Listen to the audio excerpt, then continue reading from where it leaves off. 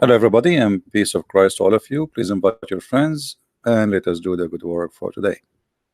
Previously, we were doing broadcast, and as you witness, uh, YouTube suddenly stopped our broadcast.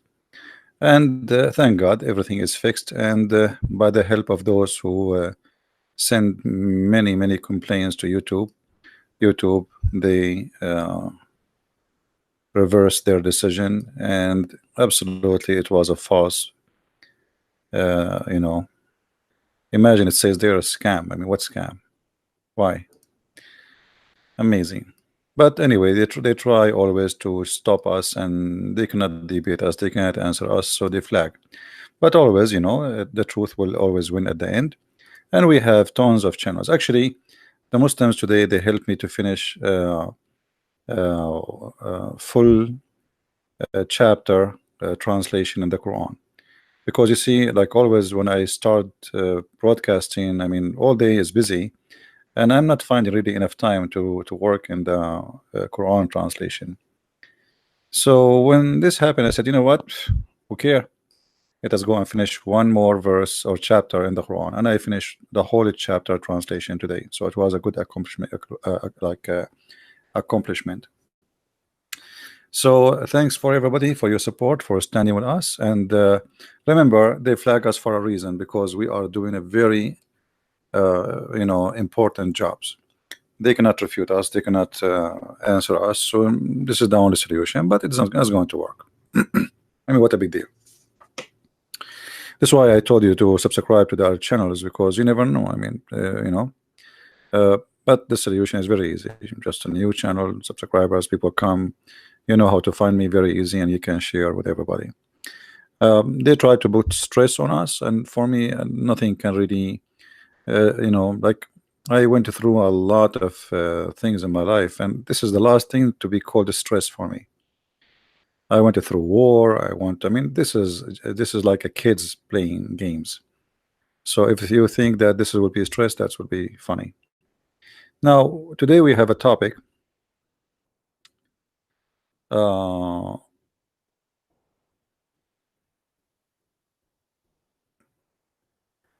problem. It's, they can do that. So what? Let them do that, and we can. For us, we can get it back. Here we go. People, they start complaining, send emails to your YouTube, and we get it back in a few hours. So what? Let them play.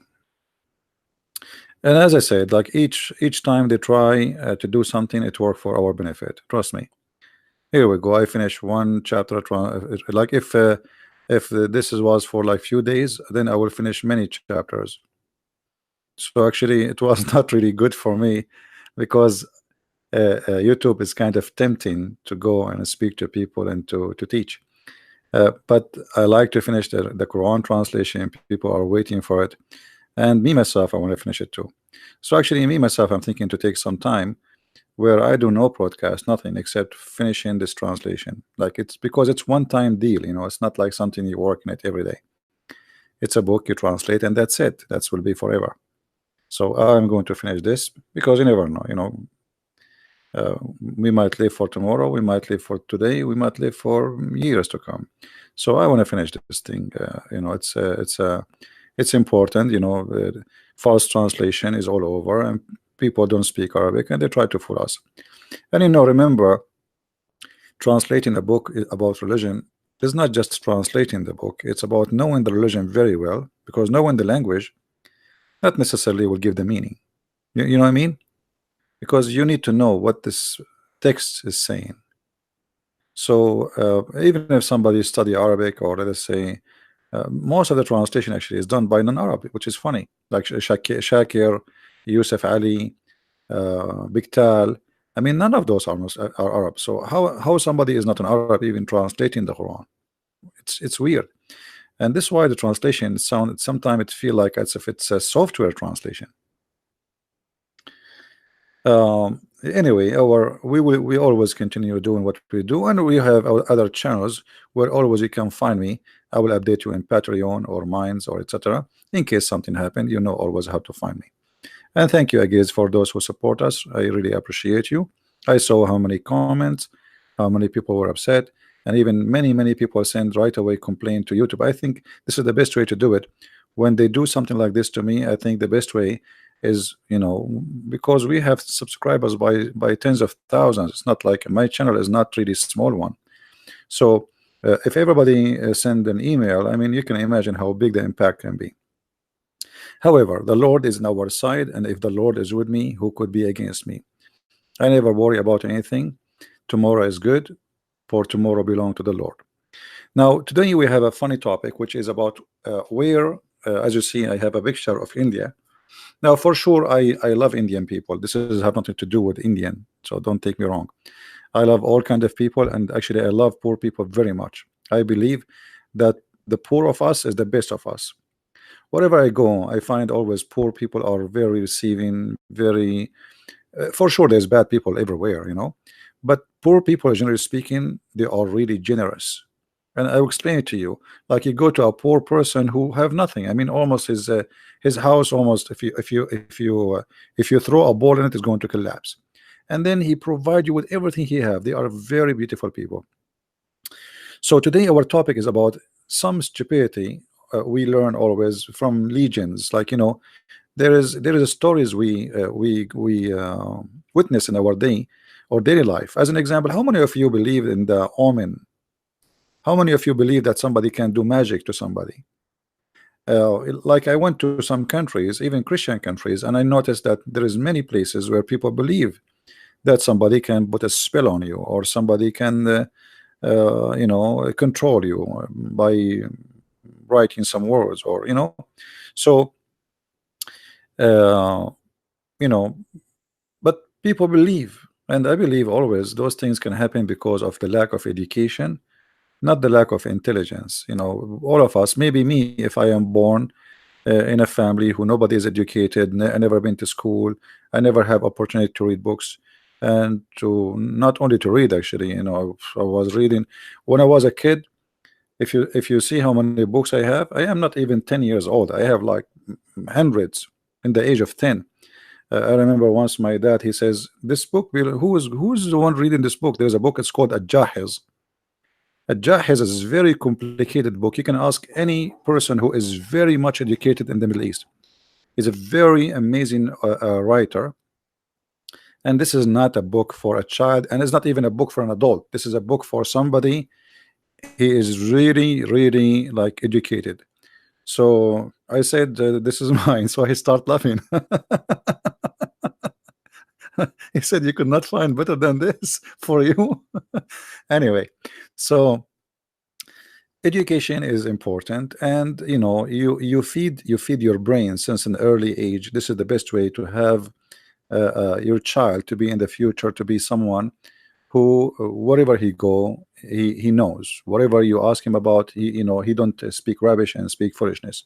Now, for sure, we will still be ignorant. It doesn't matter how much we learn, but our ignorance will be, let us say, less and less and less, which means we are killing ignorance by learning.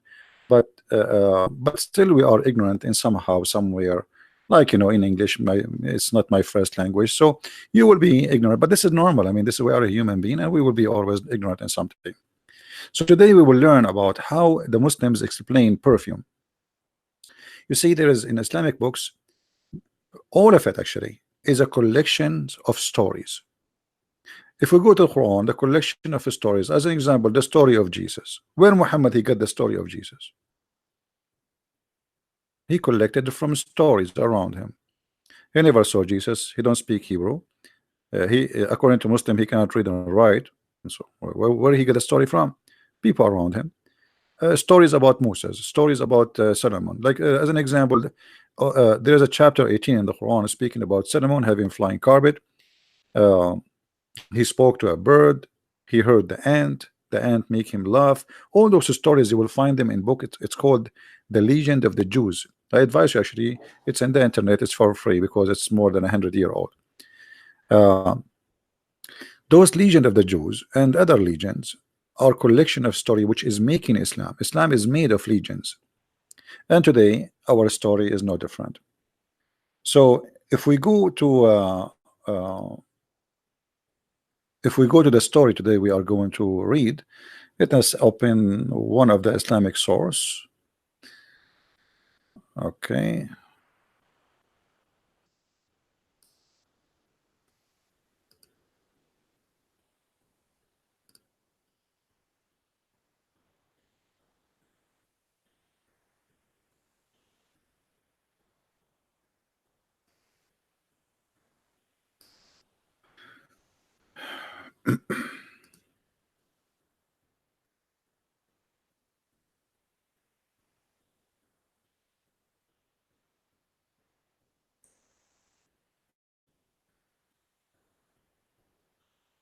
Don't tell me it's not going to open now. That will be funny. Okay, let's see.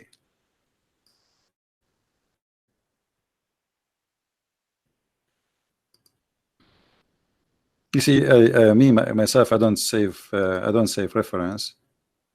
So what I do usually, I just I memorize them, and then I find it in the spot. So I like today I decide to talk about this topic. Okay. All right. This is the first one. Let us see one.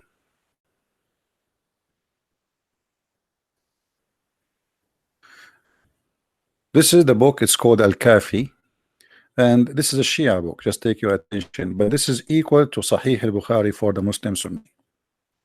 So this is Shia. I hope the sound of the laundry machine is not annoying. I have a very old machine from the cave time. So when it does laundry, it make noise like if it's like a truck. So I hope it's not annoying. Is the sound coming? Do you hear anything? I hope not. Thank you, guys. Thank you for the kind words. Thank you for all those who make donation. Uh, Read with me here carefully. Actually, sorry, the one who speak Arabic he can read, and we will use Google Translation for. But first, let us read in Arabic. We translate, and then we will use Google Translation. Here it says, the origin of the perfume, the origin of the perfume, where the perfume is coming from. So the Muslims are trying to think like, okay, we have perfume, but where is the perfumes coming from? This nice smell. So what the story here is saying, that you remember Eve, she was sent from heaven, right? So she was in heaven and with her husband, Mr. Adam. So because she was in heaven, in her hair there was a smell of heaven. So when Allah he sent her down to the earth. And Eve, she used to comb her hair. And here it says, from Musa ibn Bakr, from he says, when Adam was sent down from heaven, he was sent down over a Safa. Remember, we spoke about a Safa and Marwa. A Safa and Marwa, it was two places where two little tiny hills or like mountains. Actually, they are not mountains, like they are a hill. One have a statues for a Safa and one have a statues for Al Marwa, male and female. So here the story saying that when Allah he sent Adam and Eve, one of them was sent on a Safa, which is Adam, and Eve was standing in the Marwa. And then she did comb her hair by a perfume from the perfume of heaven. And when she was coming down to the ground, she said, what is the benefit of this comb, which I'm cursed by Allah? So she threw it away. She opened the comb. It's like, it's like a brush. She opened it, and then all the feather of this comb or whatever it's made from fly, and then it kept flying until it arrived to India. And this is why the Indian perfume is very famous. Here you notice the Muslim, by the way, they believe in this. This is not a joke for them. Maybe it's for you, it's funny, it's stupid, etc. But the Muslim believe in this seriously, and especially we're talking about the Shia now. But the Sunni, they have similar stories. So because Eve, she combed her hair, and her hair was Allah, He gave her a comb, or in the heaven she have a comb coming from, made in the heaven. Who made it, we do not know. That comb, it smells so good. Now the Arab, they want to explain why the Indian, they used to sell perfume. Obviously at that time, the only one, the Arab, they are getting their perfume from India, spice and perfume, etc., from India. So they want to explain why the Indian, they have perfume. Where is the perfume coming? This nice smell is coming from where? What is the source of it? So they come to a solution that when Eve, she was sent down to earth, Allah, oh sorry, she have a camp for her, the one she combed her hair with it, and this is made from heaven. And when she arrived to the earth, she said to herself, "Why I need this? Allah, He cursed me." She throw it away and she opened it, like whatever it's made from, the brush, and all the feather of the brush, or whatever the container of the brush, fly all the way to India. And this is how we explain uh, having perfume in this earth. Now I'm going to use Google translation. uh, let's see, Google translation.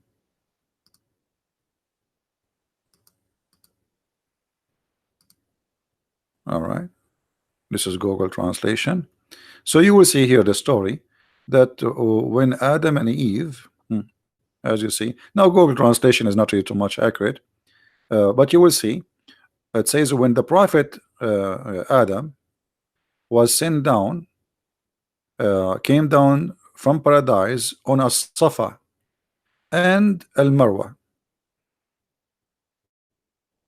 Uh, they brought with them the perfume of paradise from the paradise. And then Eve, she said to herself, "Why I need this comb? What for?" So she opened it and she scattered the feather in the, or whatever is inside the comb. And then the wind carry all those things all the way to India. And this is therefore the frequency become Indian, or the, yeah, the fragrance became Indian, as you see. Now this is Google translation for sure. It's funny and it's not too much accurate, but it gives you an idea. This what we are saying here is not fabrication, right? Now here you notice, you ask yourself, when the Muslims for centuries they are reading those stories and they believe in them, if there is one person really he did not believe, absolutely there is a lot of Arab who refuse those stories. But in a land where nobody dare to say this is a lie, who dare? Islam sustained itself by the sword and by killing anyone who reject. So who dare to say this is stupid? Nobody. Even now, like even if you have a PhD now and you live in the Middle East, actually even if you live in the West, a Muslim, how many Muslim they dare to say this is stupid? All right, people they are going to the moon, people they are planning to go to Mars, and those people they are still thinking that this is how we have the perfume. Tons of stories, you cannot find any reason for them to believe except a human being he chose to be stupid. What about Allah? He sent down Adam and Eve as two chickens. I don't know. I think men, anyone heard of that before? I just remember it.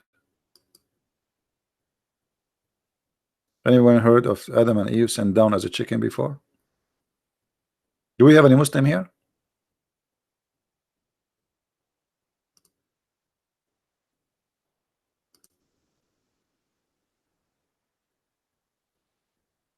Do we have any Muslim?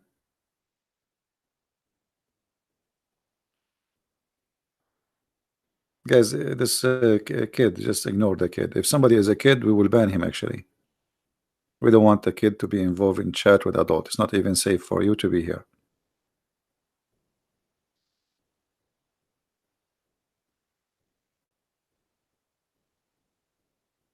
Do we have any Muslim? Yeah, Adam and Eve, they were sent down by Allah as a chicken. And actually, let me try to find.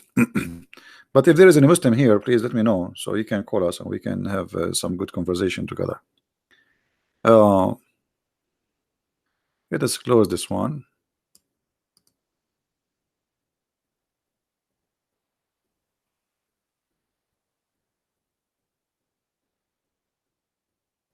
And let me look for the other one. I hope I will find it. Always the Muslims, they try to present the religion as something fantastic and amazing and science and etc. But the fact, what Muslim books contain is beyond, fantasy. Fantasy is nothing. All of Islam is based on fantasy. Like you go to heaven, you have virgins waiting for you, river of wine, a river of milk, river. Everything is river. Even honey is river. And actually, it's funny that honey, in order to make it run in river, the heaven have to be really hot. I mean, it's honey. If it is really, it's cool, it's not hot, the honey will not be moving, will be like, I know I describe it, it's going to be like a glue. It's not going to run like a river. But anyway, it's a fantasy. Now let us see here. Let me search for the reference.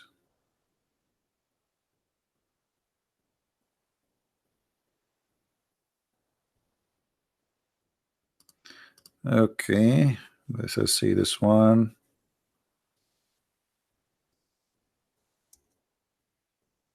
No, not this one.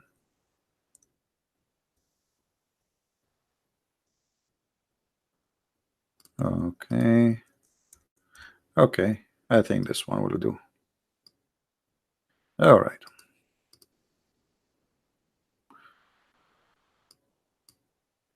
All right. This one, this is the book of Biharul Anwar. Biharul Anwar is equal to Al-Bukhari 2 for the Shia. Volume number 11, page number 207. And here we see the following.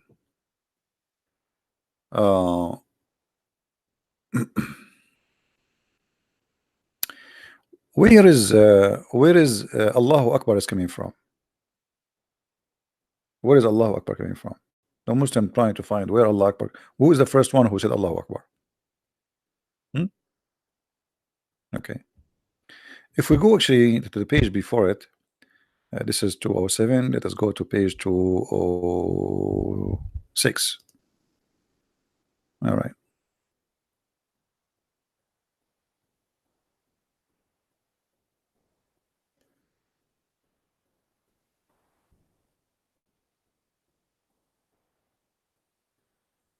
Okay, let's see. Hmm.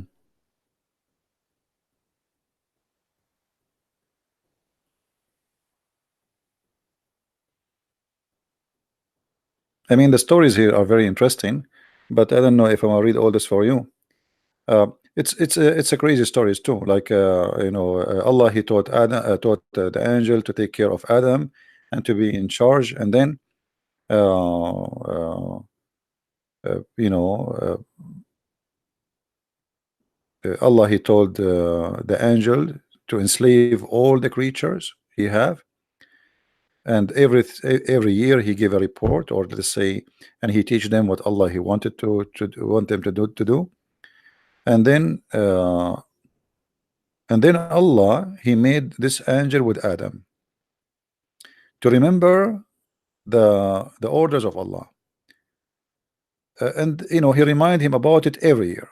And then when one day Adam, he decided to disobey Allah, so Allah, He took him out of heaven and He made him forget the teaching of Allah and the constitution of Allah, or let us say the deal with Allah, which Allah He put on him and in his son Muhammad. So Muhammad is the son of Adam, uh, which is his inheritance. Muhammad is the inheritance of Muhammad.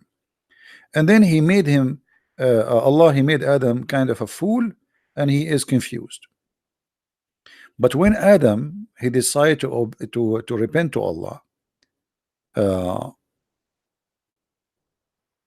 Allah, He made the image of the angel into a white pearl, and then this white pearl He threw it from the heaven to Adam, and Adam was in India.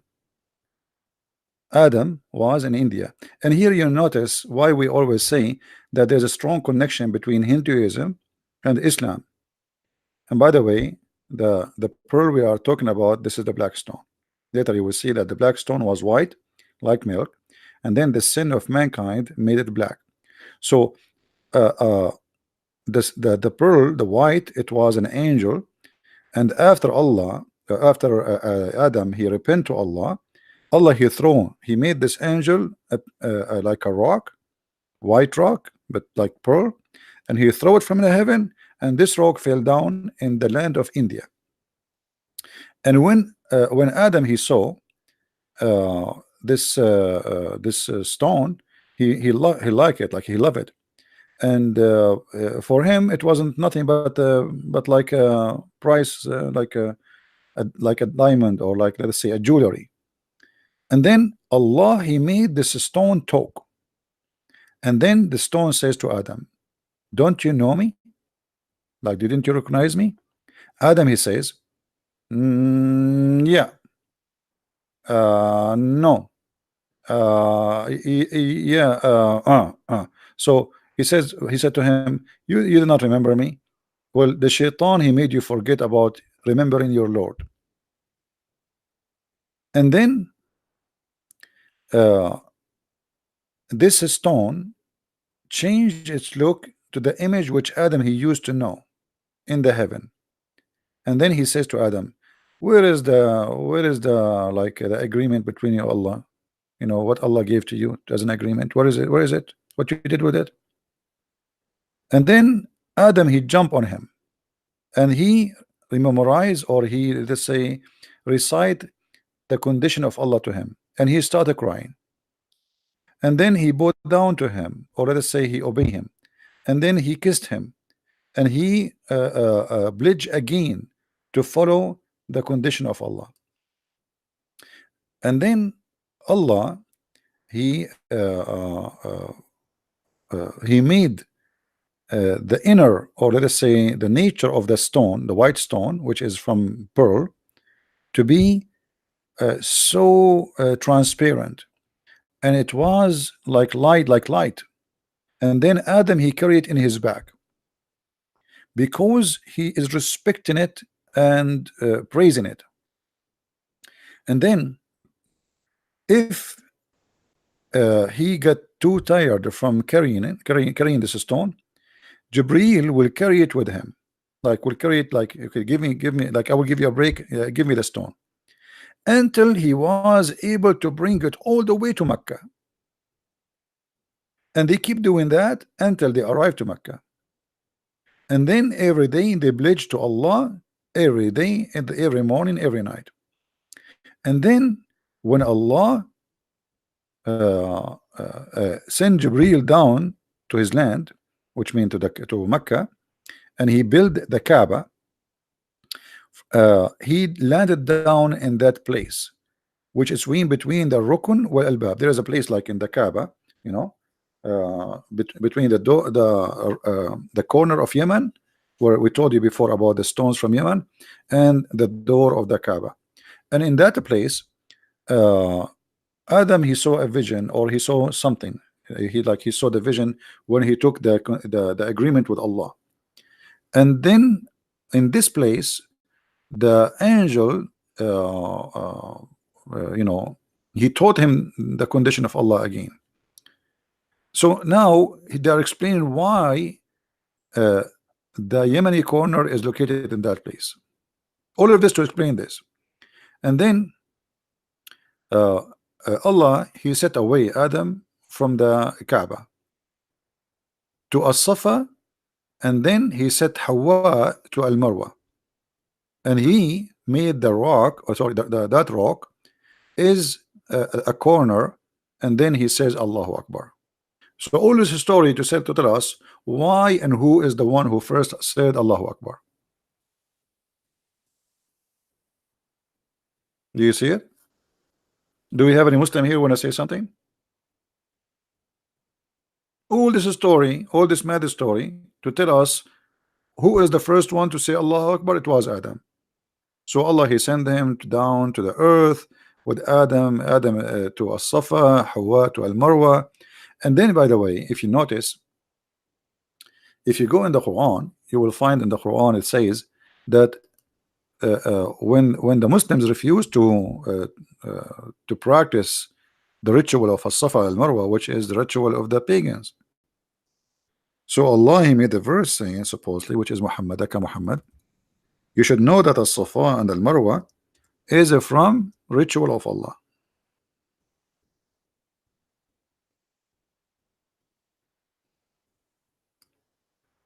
Chapter 2, verse number 158. If you go and read the tafsir for this, or the book, it's called Asbab al-Nuzul, which means the reason for the verses to come down. It says, behold, As-Safa and the Marwa are among the symbols of Allah. By the way, it's not among the symbol of Allah, among the ritual of Allah. And then, so if those who visit the house in the season or other time should go around them, circle around them, there is no sin in that. Here you notice it says there is no sin in that. Do you know why it says no sin? Because the Muslims refuse in the beginning to practice the pagan practice. Muhammad, he keeps saying, I'm against the pagan, I'm not going to follow the pagan. And then he took the Kaaba, and then he forced them to do As-Safa, and then he forced them to do Al-Marwa, but yet he claimed that he is not a pagan. But this is the ritual of the pagan, where they used to have a statues of a man in the top of As-Safa and a statues of a woman in the top of Al-Marwa, and those are statues which are naked. Why? There's some stories that say that there was a guy, a man and a woman, they have sex inside the Kaaba, and Allah He cursed them and He made them in a Safa and Marwa. This is one of the stories. But the story here today we have is different. As you see, a Safa and Marwa, this is what Allah He made, because He sent Adam in a Safa and He sent Hawa in Al Marwa, and this is why the Muslims have to go between them to visit Adam and to visit Hawa or Eve. Adam, Hawa is the word Eve in English. So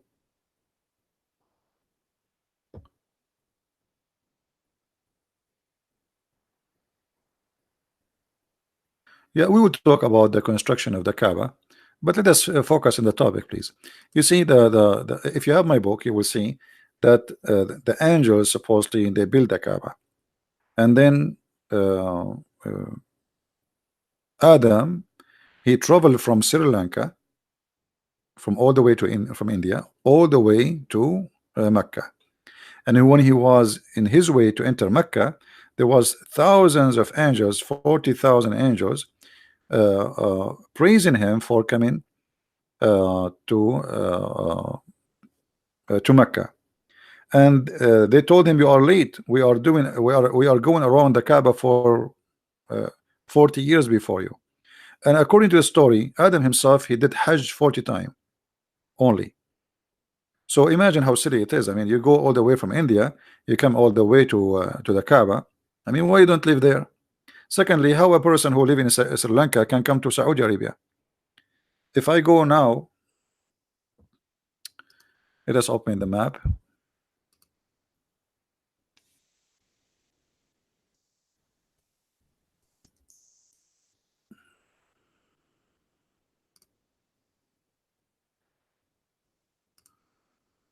If you open the map of Sri Lanka, you will find that Sri Lanka is literally an island.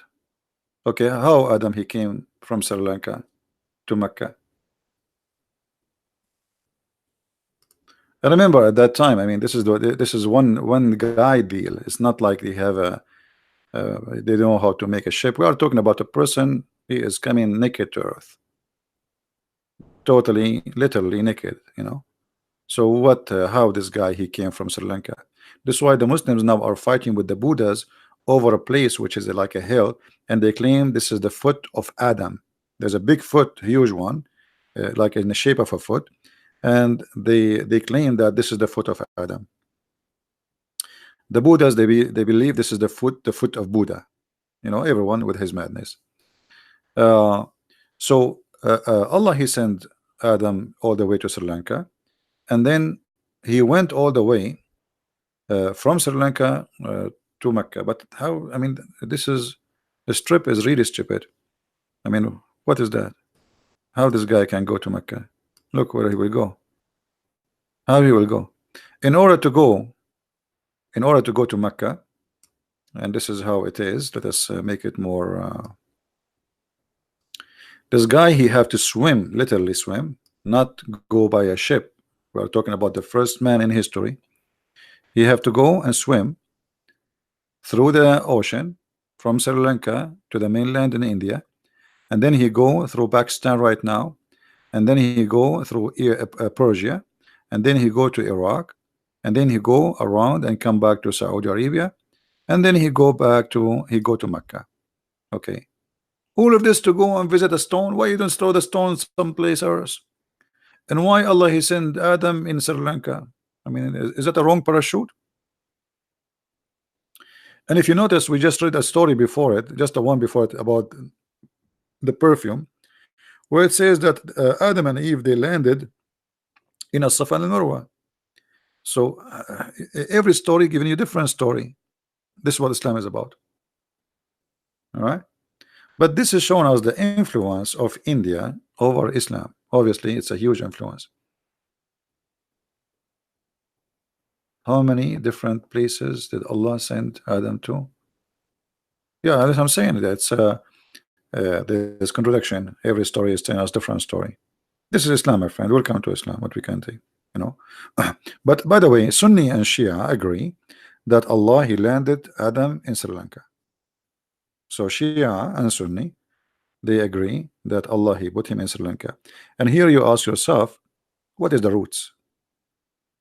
Why the Arab? Why Muhammad? Why the Muslims have such a belief? I mean, why India? I mean, what the point? And actually, there is a story where it says that Adam was sent down to Sri Lanka here, while Eve she landed down in Yemen. And here you ask yourself how they met. I mean, where they met in Facebook? I mean, I landed in Sri Lanka. She landed in Yemen. Oh, okay, and how they met again? So Islamic stories is beyond stupidity. You know, it's like really crazy stories. But if you are a person who follow blindly, I mean, all the stories are accepted. Just don't use your brain, right? Maybe if she make a page in Facebook at that time, or she have WhatsApp or Viber, or you never know. But things happen. Things happen. By the way, if you notice, not a single Muslim he can say to us, "You are lying." You know, not a single Muslim can say what you just said to us is a lie, is a fabrication. There's no such a thing. You see, because we always show the book number, the book name, the page number. They cannot say this guy is fabricating stories. They cannot.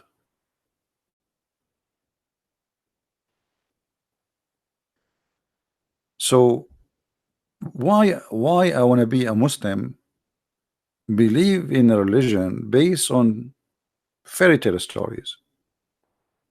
Like, you know, when a Muslim he says to you, we believe in one God. Okay, but your God, look what your God. But look the stories about your God. So okay, you believe in one God. Okay, so he think that because he say I believe in one God, that's mean he have the truth in his side. Well, it doesn't matter how many God you believe in. Let us say there's somebody who believe in 1,000 God. Still, if his 1,000 God are exist, it's mean he have a true belief. Correct? It's not about how many they are. It's about if they are true or false. How many will not change anything? You can believe in one, you can believe in a half God, a quarter God.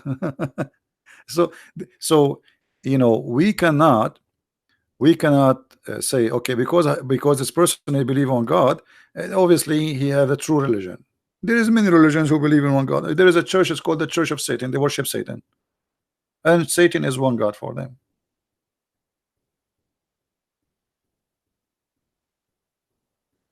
Now, do we have any Muslim here have anything to say? Muhammad Qasim saying Islam is true. Okay, Muhammad Qasim, why Islam is true? What is the reason making you say Islam is true? Give me a reason. That's it. Islam is true. So all those stupid stories are true. All those crazy stories are true. Are true. Islam is true. That's it. He gave you the answer. That's it. What do you want more?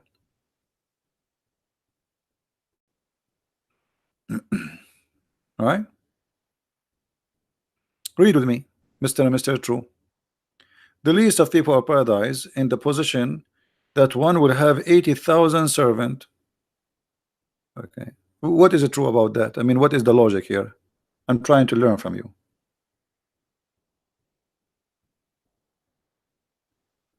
Hmm?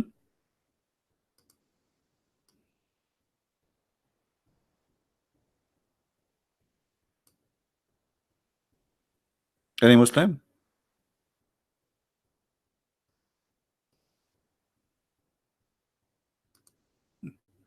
Islam is true. Look at this. If Islam is true, what kind of God he says such a thing? Is that from God or this is from a crazy person? 80,000 little boys. Those 80,000, they are not even men. They are little boys, as the Quran described them. They are little youth, and they are very white like pearls.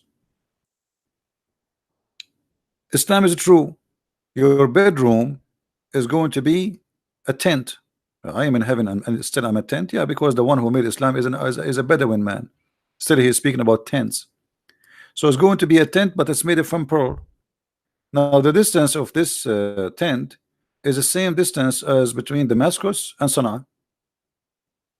Sana'a in Yemen. More than 1,200 miles. I don't know, convert that to kilometer. This is the bedroom.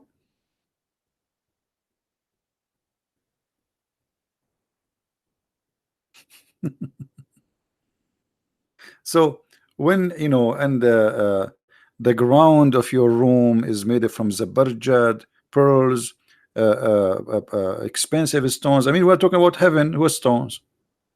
What is the value of expensive stones in heaven?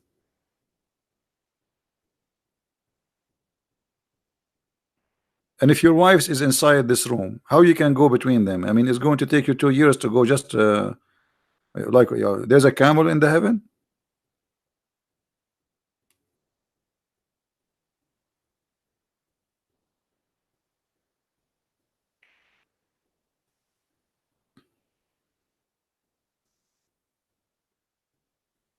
Any Muslim?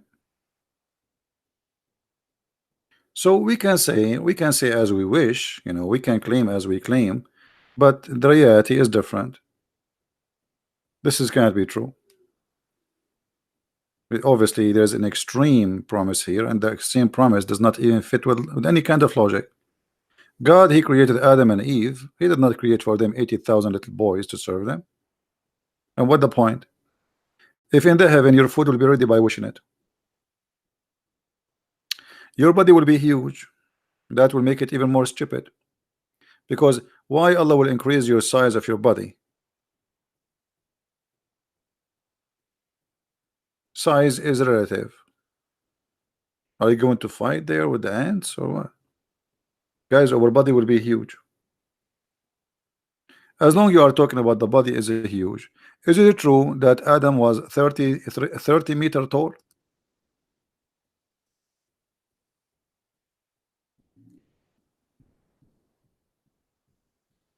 What happened?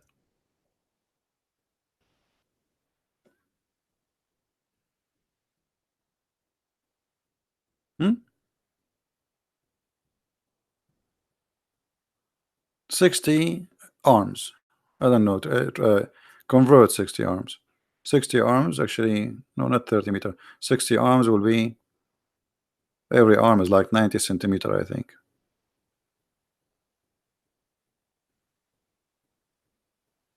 So what happened? He was a dinosaur. This is why you will see the Muslims, they have images of Adam a grave, which is a fabricated image. I mean, what grave? They have a grave of Noah too. Muslims have everything.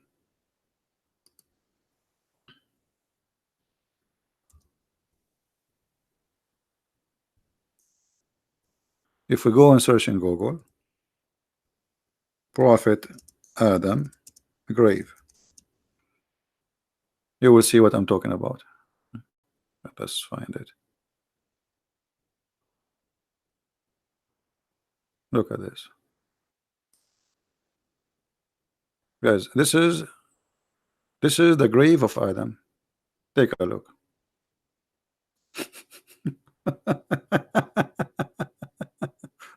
They have there is a grave. They know where he was, and they, I mean, Muslims. Okay, open the grave for us. We want to see the guy who is like this long room. Hmm? Open the grave. We want to see the guy inside.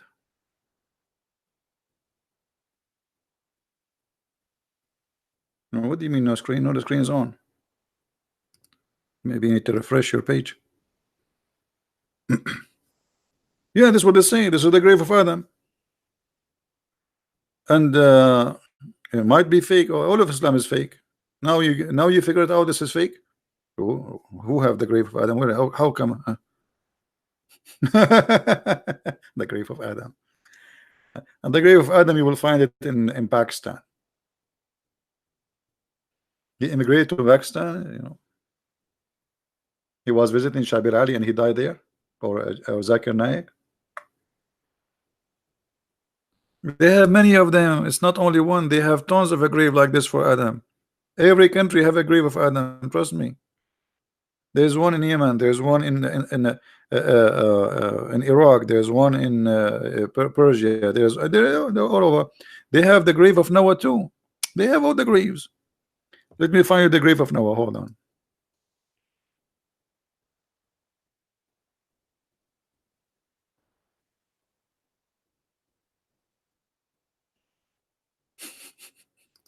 It's funny, isn't it?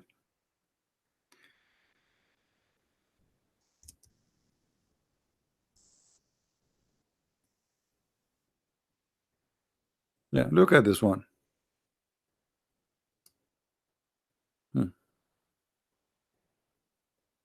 This is the grave of Noah. This is one of the grave of Noah. There's many of them. Look how long it is. But you will notice Noah is shorter than his father. We have to be honest here.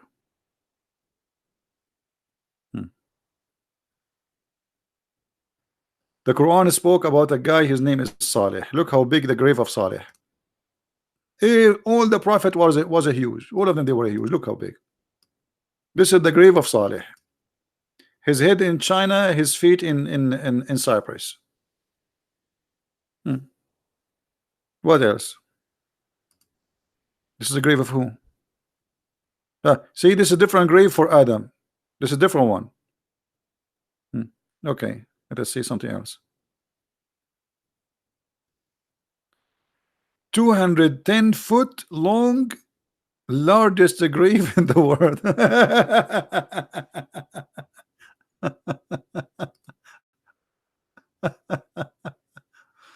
Oh boy. And Qasim, he will say to you, the poor Qasim, he will say to you, Islam is true. They should had been wide too, so it doesn't make sense. Yeah, as the rest of the story makes sense, Muhammad. Well, your prophet is the one who says that. Does it make sense for you?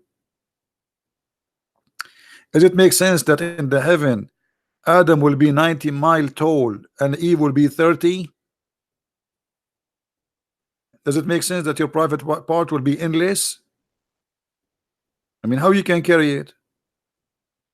And how you can walk with it?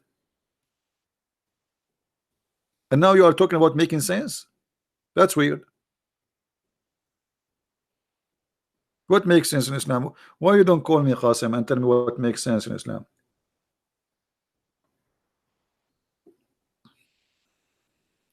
Do you like to call me and tell me what makes sense in Islam?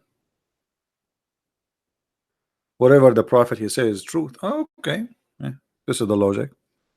Guys, whatever the prophet says is true. This is who? Who is this prophet? Hold on. Prophet Daniel. Look, even the Prophet Daniel is in Uzbekistan.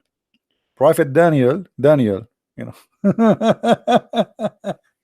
Even, they took even names from the Old Testament and they put them in Uzbekistan. Here we go. Look how big he is. Look how big he is. This is Prophet Daniel. By the way, this is why, we coming from the east, like, always I open the door, I don't see the guy who is knocking the door. I don't see him because he's not even to my knee. We are huge. Yeah, this is Daniel. This is Prophet. Okay, what you can say? True story. Who is this guy? Yeah, this is Daniel too. Welcome. Who is this guy? Look, this is other grave for Noah. Look how many grave they have for Noah. And look, like the grave is not straight because it's so long. And they cover him with the blankets. Anyway, look, this is another grave for Noah. Like, how many grave for Noah there is? This is a different one. Look, this is different grave for Noah. Different location, different place. Hmm.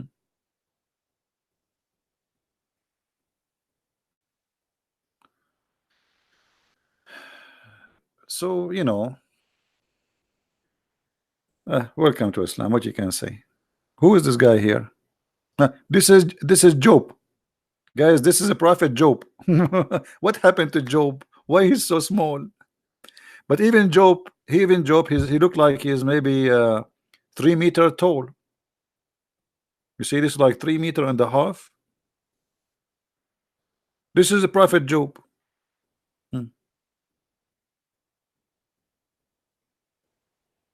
Muslims, they have everything. Any prophet you want, which prophet you want, anything. I'm just clicking at pictures, by the way. I mean, like, this is what? Prophet who? Yeah, this is Job. Okay, this is Job too. Unbelievable.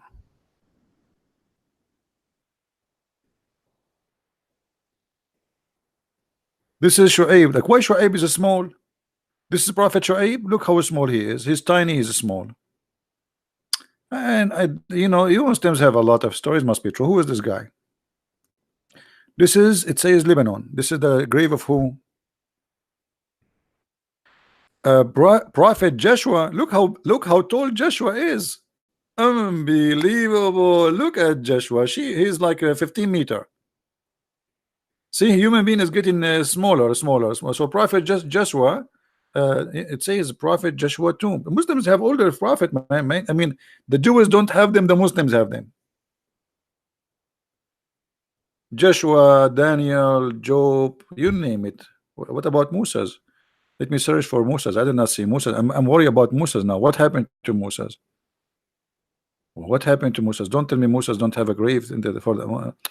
Let us. I will search for Musa grave. Hold on. Just give me a second. Uh,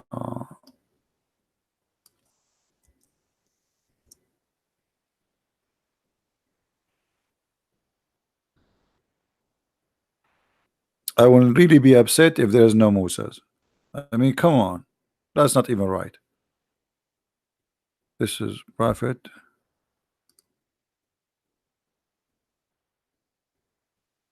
Who is this guy? Who is this guy, guys? Read the name for me. Read the name. What is the name? Elisa? Prophet Elisa? What do you mean? Who's that?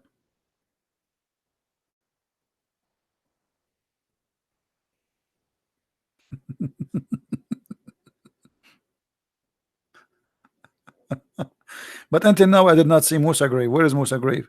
No, there is Musa grave. I heard before many places Musa grave, but I cannot find. Look at this. This is the grandfather of Jesus, Umran. Umran. Look how tall he is. This is me and Jesus was Isa must be like 50 meter tall. I'm telling you, they have graves for everybody. I mean, you cannot escape Muslims graves. That's it. They will make a grave for you. You like it, you don't like it.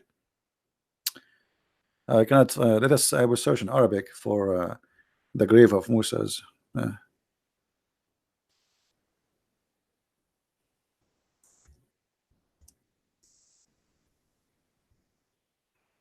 I'm typing in English. Okay, switch.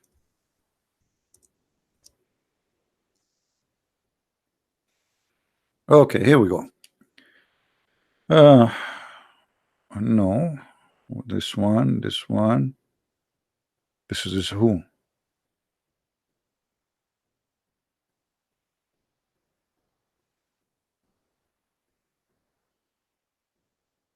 Who is this prophet? Hold on, I want to see who is this prophet. Uh, this is, yeah, this is the grave of Musa. Here we go. We found it. What do you want more? Here, this is Musa's grave, brother. What do you want more? All right. Are we happy? This is the grave of Abel, the son of Adam. You know, Abel. This is this Cain and Abel. This is the grave of Abel. I'm telling you, they have all the graves. Nothing is missing. Moses, they have them. Adam, they have them. Noah, they have them. So Allah, look, the Muslims are to preserve all the graves, but they don't have their books.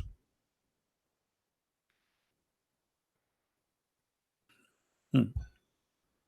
Yeah, in Arabic we call him Qabil wa Habil. I mean, Islam, my friend, the only religion can preserve anything. Yeah, this is the grave of Moses. But I don't know why Moses is not so tall. Like he looked like maybe 12 meters, 13 meters, something like that. He's tall, but still shorter than me. Yeah, Cain and Abel. Yeah, yeah. That's it. I mean, what do you want more? They have all the graves. Any grave you want, they have it. Welcome.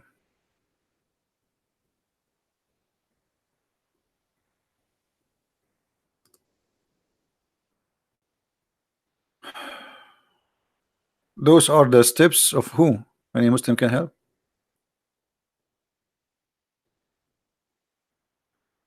You might find Jesus' tomb soon. No, we have it already. Okay.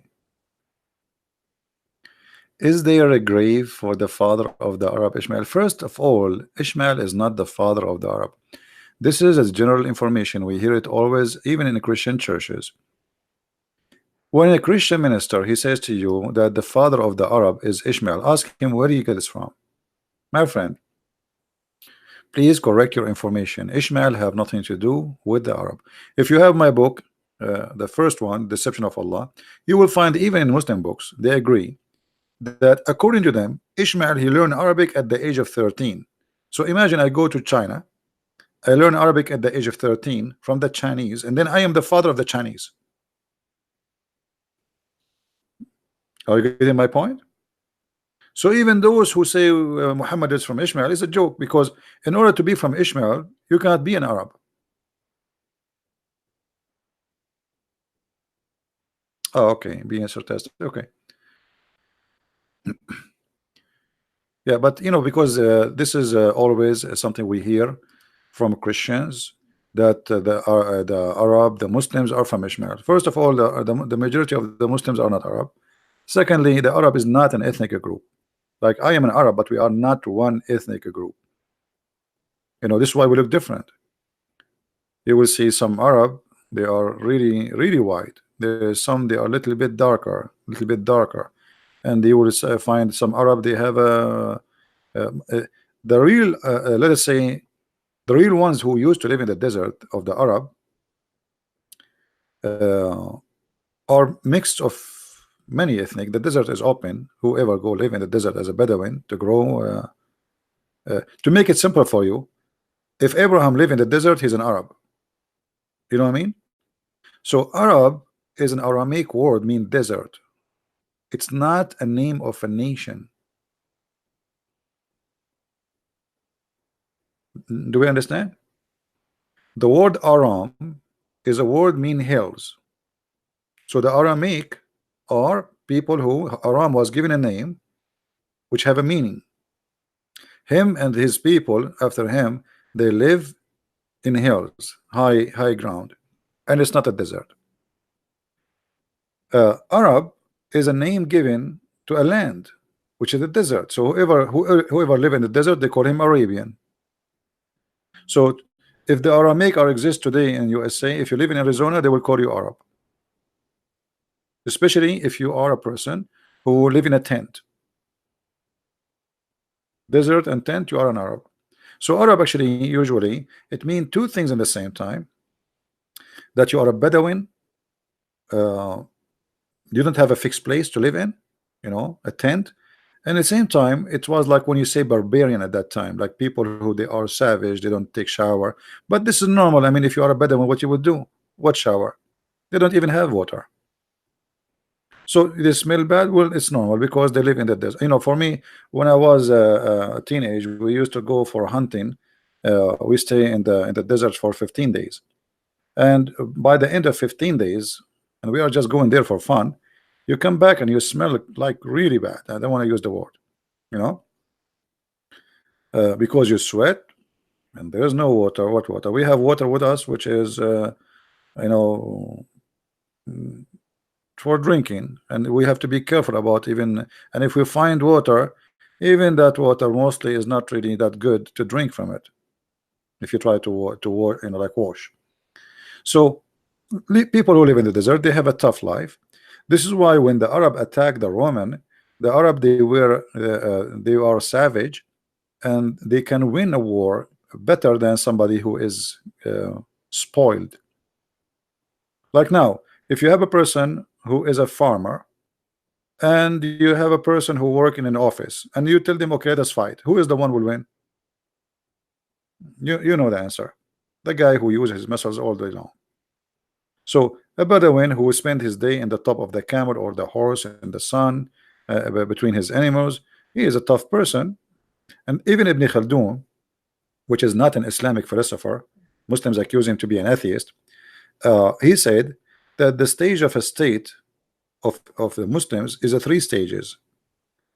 The first one is the most strong one. It is the stage of being savage, a Bedouin savage. Then the second stage is when they are in the middle between Bedouin and civilian, and here they are weaker. And then he says the last stage when the Caliphate destroyed, when the Muslim became comfortable and wealthy, and then they are not able to win a war. So to be savage, it was the key point to win a war. This is why Muhammad, he says to you in the hadith here, I've been victorious by terror. Why he was victorious by terror? Because his soldiers are savage, and like ISIS now. ISIS, when a little town here that ISIS is coming, people will be terrified. Those are criminals. So I was victorious by terror.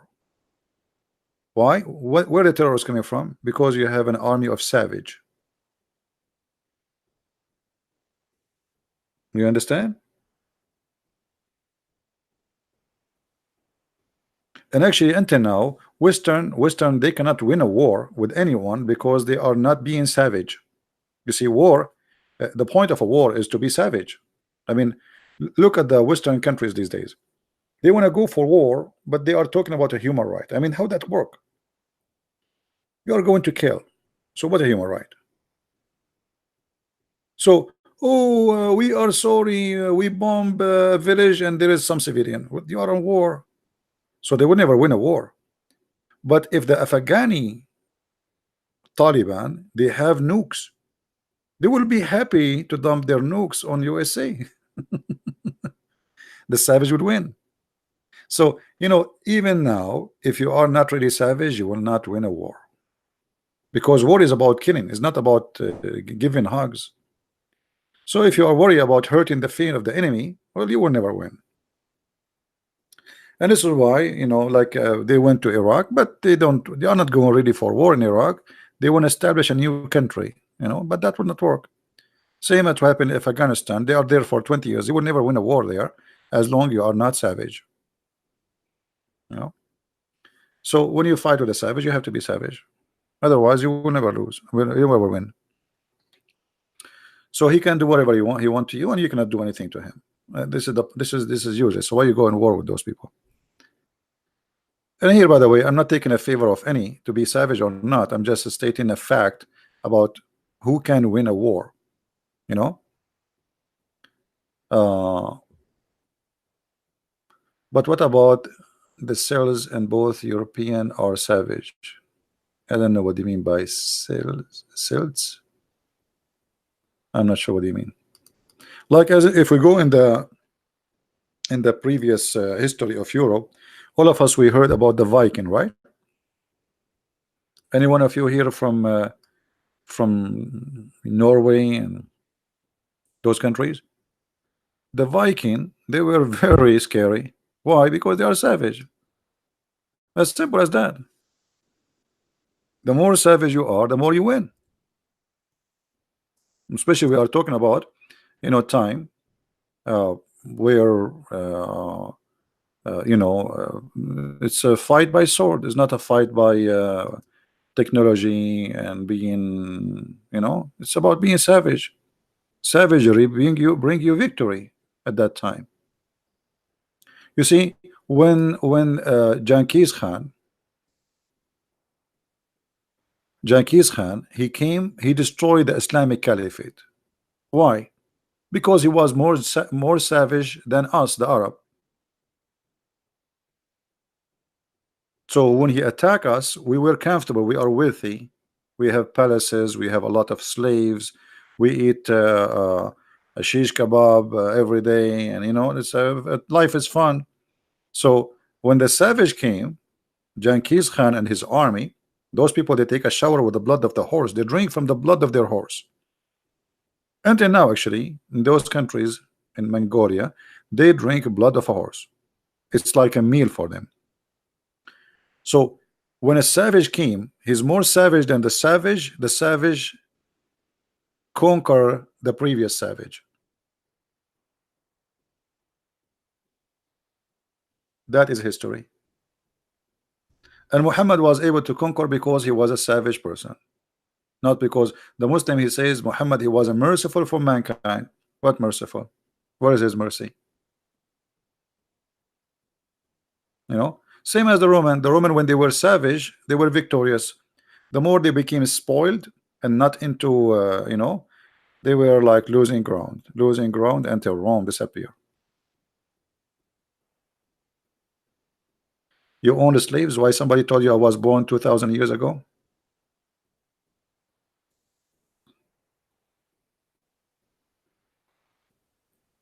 We are talking about Middle Eastern. Actually, in the Middle East, some countries until now they have slaves. Yes, until now.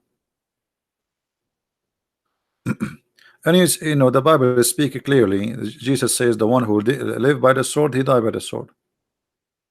Because you will be savage. Well, savage will come to you, will fight you. You are not the only savage in this earth.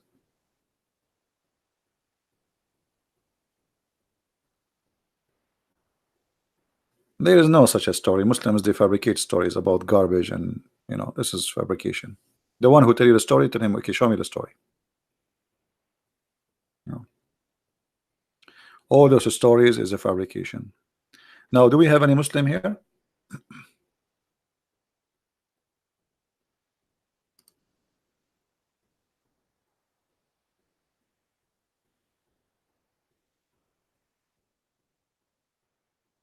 Any Muslim want to say anything?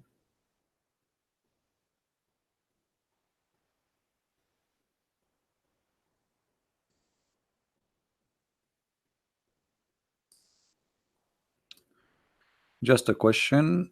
I know it's off the topic. I read one. Muhammad said difference between construction, the Kaaba, and Solomon Temple was 40 years. Well, there is tons of stories. I mean, Muhammad, for some reason, he's stuck with numbers like 40 years, 70, 72. and I find that those numbers are coming from the Old Testament, from the Bible. So how many days Jesus he fasted, guys? How many days Jesus fasted? 40 days, right? And then you will find Muhammad, he stuck with number 40. Jesus says, if your brother he did something bad to you, forgive him how many times? 70 times. Muhammad is stuck with 70. All the story of Muhammad is a copy from somewhere, and Muhammad, he copies tons of words even from Jesus' mouth himself directly. I will show you an example.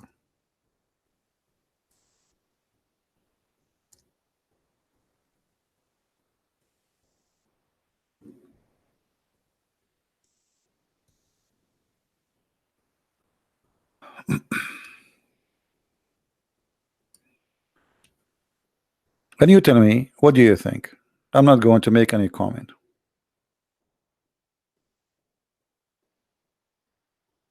Do this remind you of anything?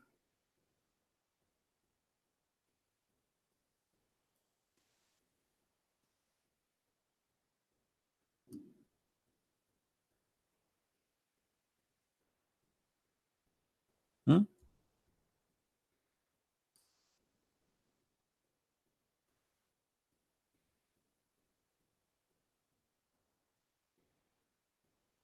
Do this remind you of anything Muhammad is using? He's just changing a little bit in the numbers. He is using the same example of Jesus teaching, etc. So this is how Muhammad work. All his story is taken from somebody.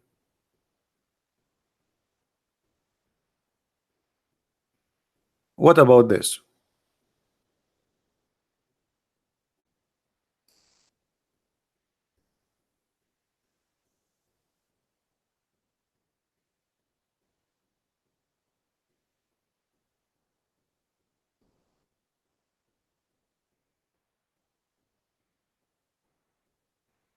What do you think?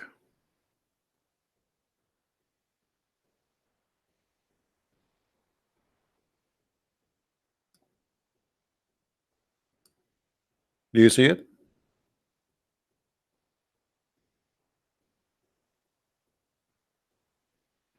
Actually, once I have a sheikh.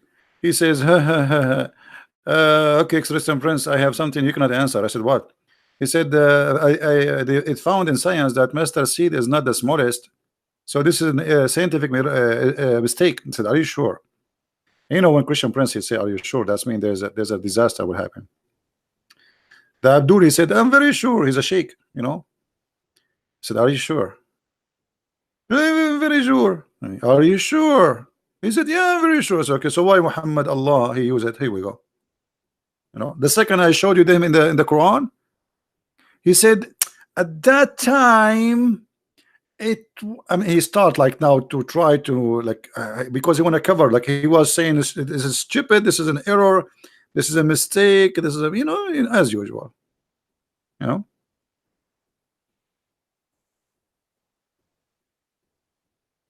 right?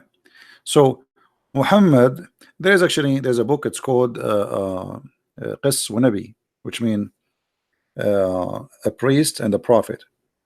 There is a good study in that book about Muhammad stealing from the Bible. Tons of examples.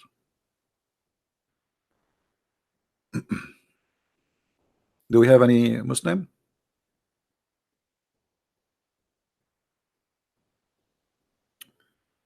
663 watching, only 468 like it. Do we have any Muslim when I say something?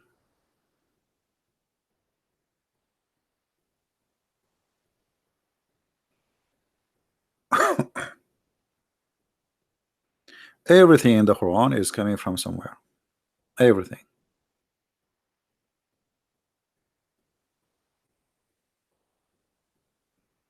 And if there is a Muslim when I say this is not true, get me busted. Feel free.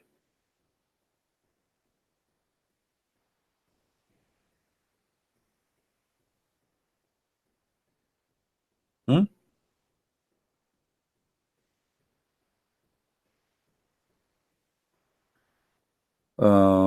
Make your next book of all 100 million people, the Muslims. You see, like speaking about how many people get killed, this is a work of a historian who have a very massive knowledge of history. I have a good knowledge in the religion of Islam, not really because in order to prove how many people get killed, this is not in Islamic books. Muslim will not say really how many people they killed. So you have to trace numbers in different books. So that is a work of a historian. For me, I have all the Islamic, library in my head. But numbers, and if you make a study, you better make it accurate. Otherwise, you will lose the trust of people. I do not need to start Arabic teaching again, because those videos actually they are enough to teach you. That's why we leave them there out for free. Practice them, practice them. We teach you from the alphabet how to make words, how to connect them. No, there's no need. I have no time to do all those things.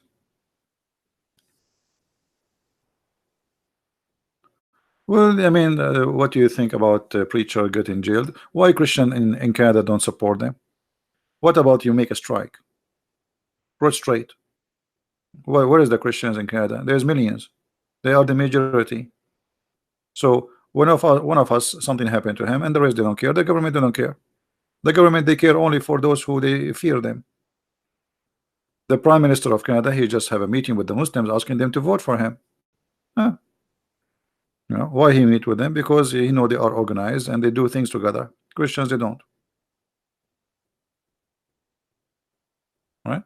So when you when something happen, like now the Muslims they flag my video. Many of you send an email, and YouTube took the flag off. Organized work. You see, when we are united, we are strong. When we are divided, we are weak. This is why always, through history, how we lost the Constantinia, which is today is Turkey. Simply, the Christians were divided. Division is the best way to conquer. Divide and conquer. This is why, for me, I fight against division. That's all of us, we Christians, and for me, the word Christian means Catholic, Protestant, Orthodox. Whoever believe in the Father, the Son, the Holy Spirit, the Trinity, whoever believe in the crucifixion of Jesus, resurrection of Jesus, the coming back of Jesus, the birth of Jesus, the miracle of Jesus, he is my brother in Christ. Division bring nothing, and it's not what Jesus wants. It's against the teaching of Jesus. So you claim to be Christian, but the second I say to you Catholic, you go crazy. The second I say to you Protestant, you go crazy. This is not a Christian spirit, and you have nothing to do with Christ.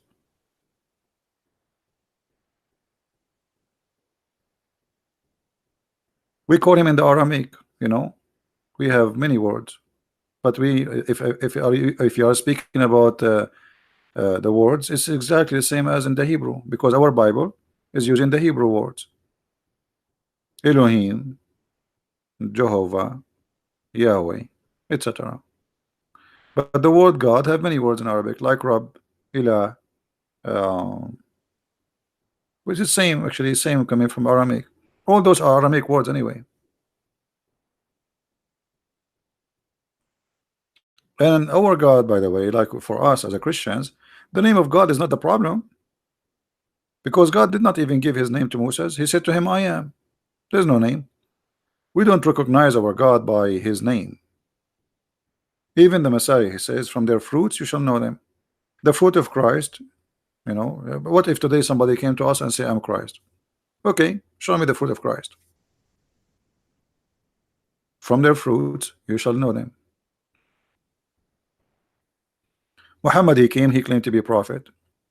Let us say Muhammad, he changed the name of his God and he called him Elohim. That still will not make any difference. I will give you example. The Jehovah's Witnesses, they have the same names we have in the Bible, correct? But they are cult. So we are not rejecting the cult of Islam because of the name of God. This is silly. This is stupid, actually. It's like somebody, he have a donkey and he put a sign of Rose Rise in his donkey and he says, hey, I have Rose Rise. Changing the name will not change the quality. So our rejection have nothing to do with the name. This is not the reason. It have to do with the quality and the truth.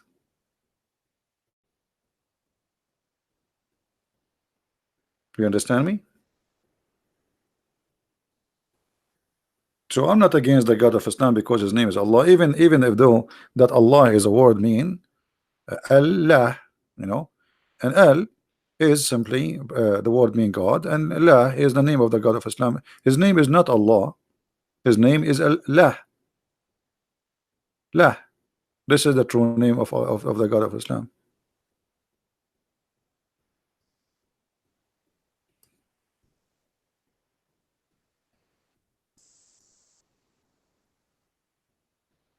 But you know, for you, you don't know Arabic, and the Muslim, they say to you, do you know that the Arabic Bible translation, they use the word Allah? This translation. Do you know that the Muslim Quran, they use the word Jesus in translation? This translation. There's no Jesus in the Quran. If you read the whole Quran, there's no Jesus. It's a lie. The Muslim, they don't have the name of our Lord in the whole book. They have a guy, his name is Isa. It's a translation. You know what I mean? So the book of Islam, they claim that they are following the same names we have, but the fact, Muhammad, he got all the names wrong. Mary is the sister of Aaron, which is the brother of Moses, and she is the daughter of a guy, his name is Umran. Who is Umran? He is the father of Moses. This is the chapter of Umran. So Muhammad even could not quote, I mean, how this can be from God? But yet Allah, he do not know the correct name is not Umran, it's Umram, which means the last letter here should be M from mountain, not N. So what happened to Allah? His ears was blocked. How God, he do not know even how to pronounce a name correctly. You see, I am not English is not my first language, so it's possible for me to make a mistake to pronouncing an English name or a Latin name, but we are talking about God. God do not know how to pronounce a name correctly, so Umram became Imran.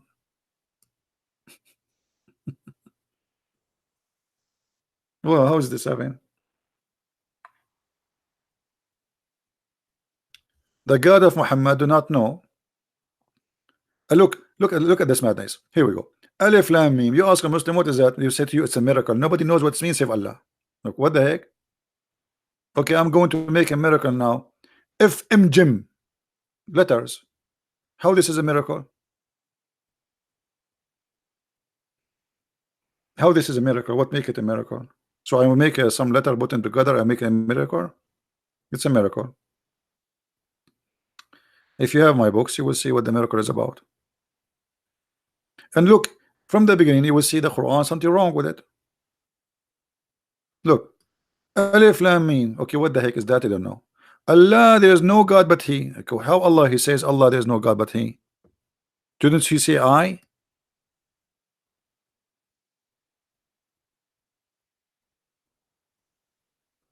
If the one is talking is Allah, and then it says it is He who sent the book on you, who is talking? This is crazy. Who is the one is talking there? You ask the Muslim, they say to you Allah. Okay, how Allah? He say it is He.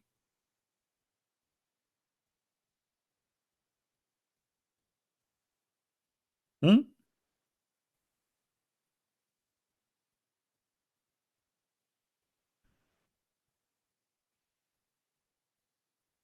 Any Muslim?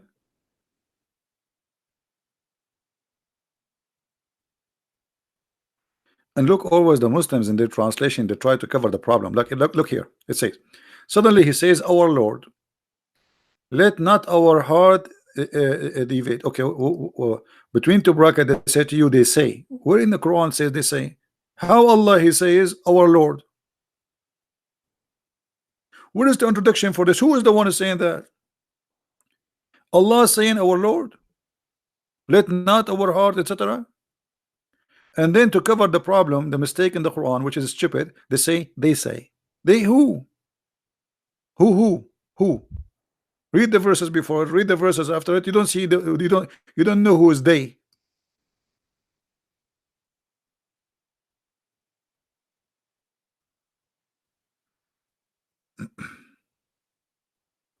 And uh, there is a question no Muslim can answer. Where was Allah before the 7th century? Before Muhammad? Which books his name appear in? Any Muslim can tell us? Which book before the book of Muhammad mentioned the name of Allah?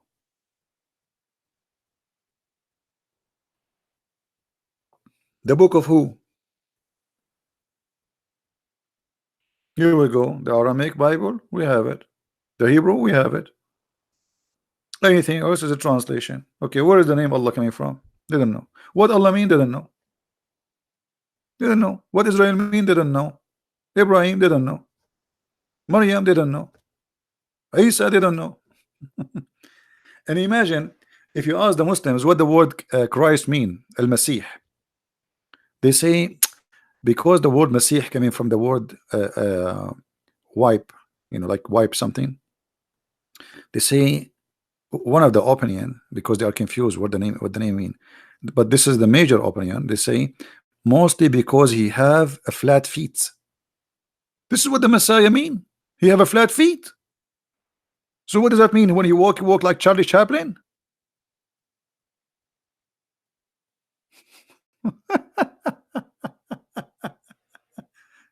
Because Islam is a theft, so they know nothing. The Messiah, the word Messiah, according to Muslims, because the Messiah have a flat feet. Yeah, sure, we have Aramaic Bible. Yeah, you can download it online.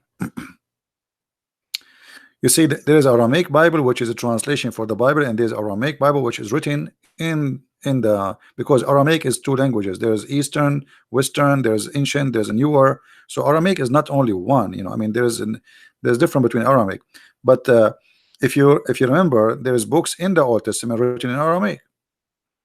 And why? Because the Jews themselves, they were enslaved by the Aramaic people, the people who speak Aramaic, the Assyrian, right?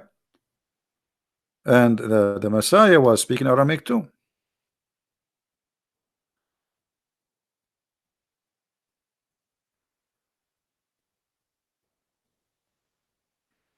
Yeah, we call him Yeshua. Yeshua is the same when you see the Arabic, like Yeshua, because the Jews they say Yeshua, Yeshua. So for in the Arab, the seen turn into seen. So yes, Yeshua, Yeshua. It's the same. Thank you, my friend. Thank you. And thanks for all those who made donation today. I really appreciate your help.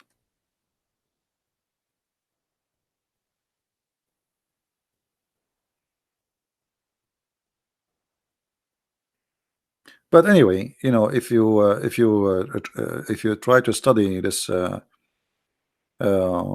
cult, you will see easy it's a stupid cult.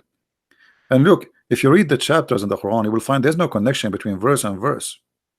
This God, he cannot be God. He is suffering from a flight of thought. His brain is not functioning. There's no connection between what he say.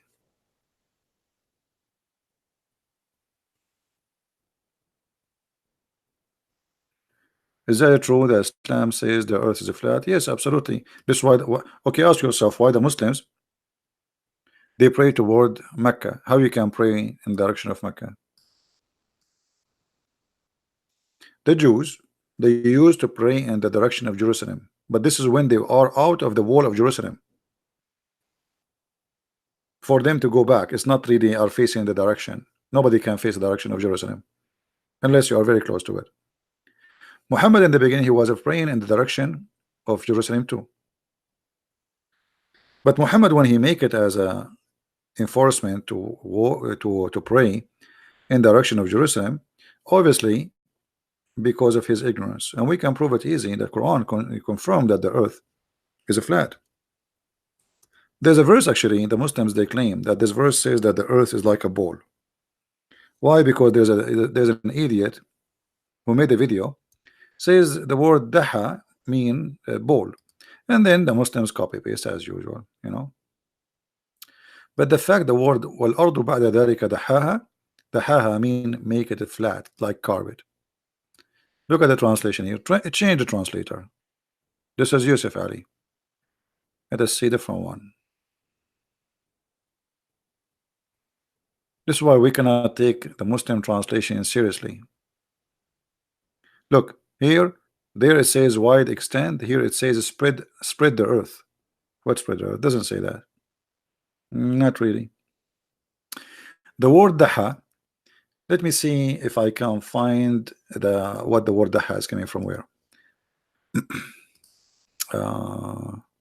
Trying to remember the word in Arabic, which is guys. What is the word you use? What is the name of the thing your mom she used in the kitchen to make pizza? Like when she made the dough, and then she want to make it like a circle. What is that tool they call it?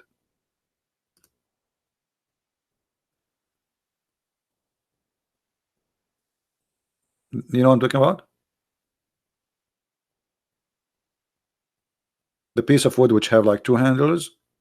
No, no, no. Rolling pin, maybe rolling pin. No, yeah, we are talking about the one you push in the top of the dough after you make it. Let us see. Yeah, here we go. This one. This is what the haha is coming from. So he used that rule to make it flat, the same as the bread.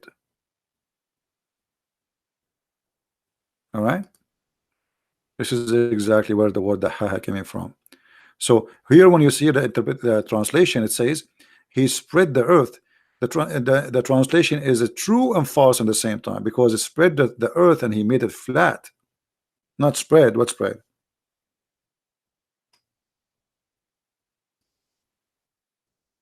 You know what I mean?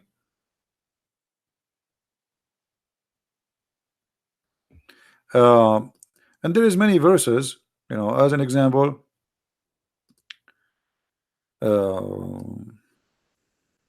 Allah, he made the earth as a carpet. I mean, how clear we can make it more than this? Chapter 71, verse number 19. And look at the translation. He made it wide expanse for you. It doesn't say that. It says carpet. Let me show you. Hold on. Let us open the interpretation website, so you will see how they lie in the translation. This is why I'm working in the translation for the Quran. You cannot trust their translation. Never trust. Because they knew if you translate it accurately, you will use it against them. This is the point. And actually, if you change the translator, you will find other translator getting Islam busted, even though they are Muslims, but by mistake they did not notice that this will be a problem. You know. Okay, chapter 71, verse number 19. Okay.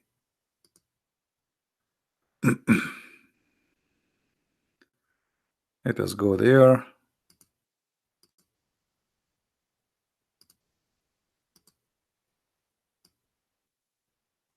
All right.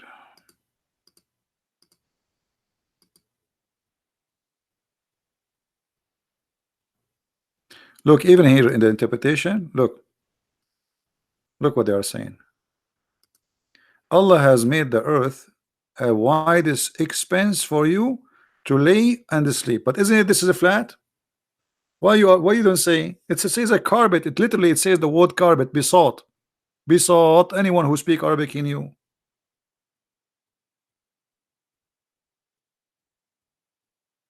I will do a trick. Hold on. Look what I will do. I will do Google translation. Hold on. I need to open it in Google browser. Or you know what? Let us change different translator. Hold on. Let us give us a try. I'm sure we will find somebody getting them busted. Let us see a different one. Modudi. Doody. Wide expense for you. Until now, all of them they are wide expense for you. Arbery. Oh, that this guy Dirabadi. What expense to you? All of them until now. Look. Look at this guy. Finally, we got someone. He say it as it is. And God has laid the earth for you as a carpet. Okay, ask yourself, why all of them they were saying wide expense, nobody's saying carpet, when the word in Arabic is carpet. You can copy this sentence, take it to Google translation, which is a blind translation, and you will see translate the word besought, which is the last word here, as a carpet.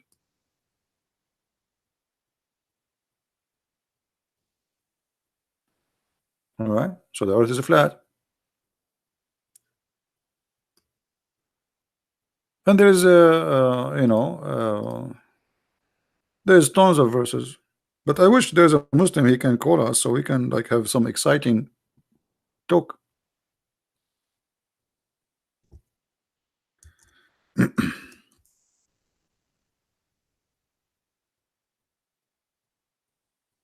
Any Muslim? We like to hear you. I mean, he can prove us wrong. Actually, there's many videos on the internet, by the way, by sheikhs. They are saying whoever believes that the earth is a flat is stupid. First, it's against Allah teaching, so they say that loudly. I mean, it's not.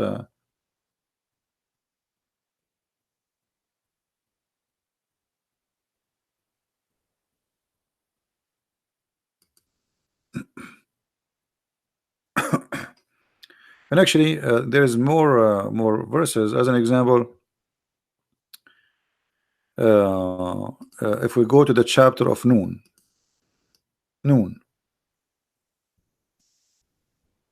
just to show you the science of Islam. Chapter 61, verse 68. Sorry, verse number 1. Noon. Allah swear by noon, and then he swear by the pen. What is noon? If we go to the interpretation, 68:1, this is the official government website of Jordan, won by the king.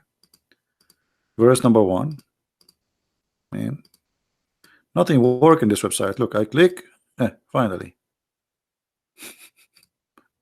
You have to click like 1,000 times. Nothing work in the Middle East, my friend.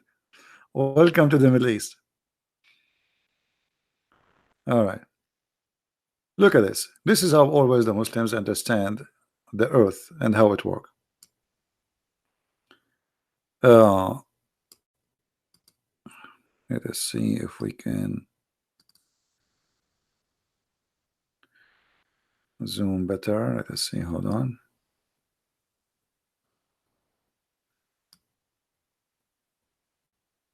I don't know. Can you guys read the text still? Can you still see the text? Is it readable for you?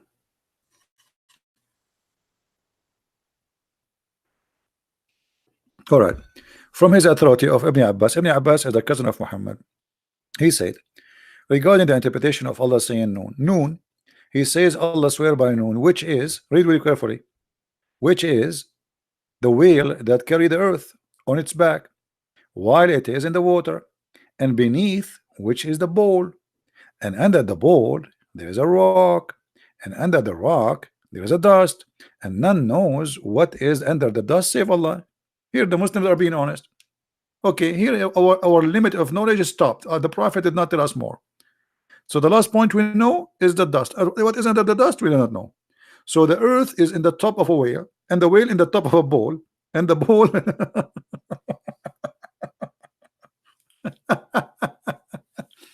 and why the Muslim do not make a movie about this? They make science in the Quran, and the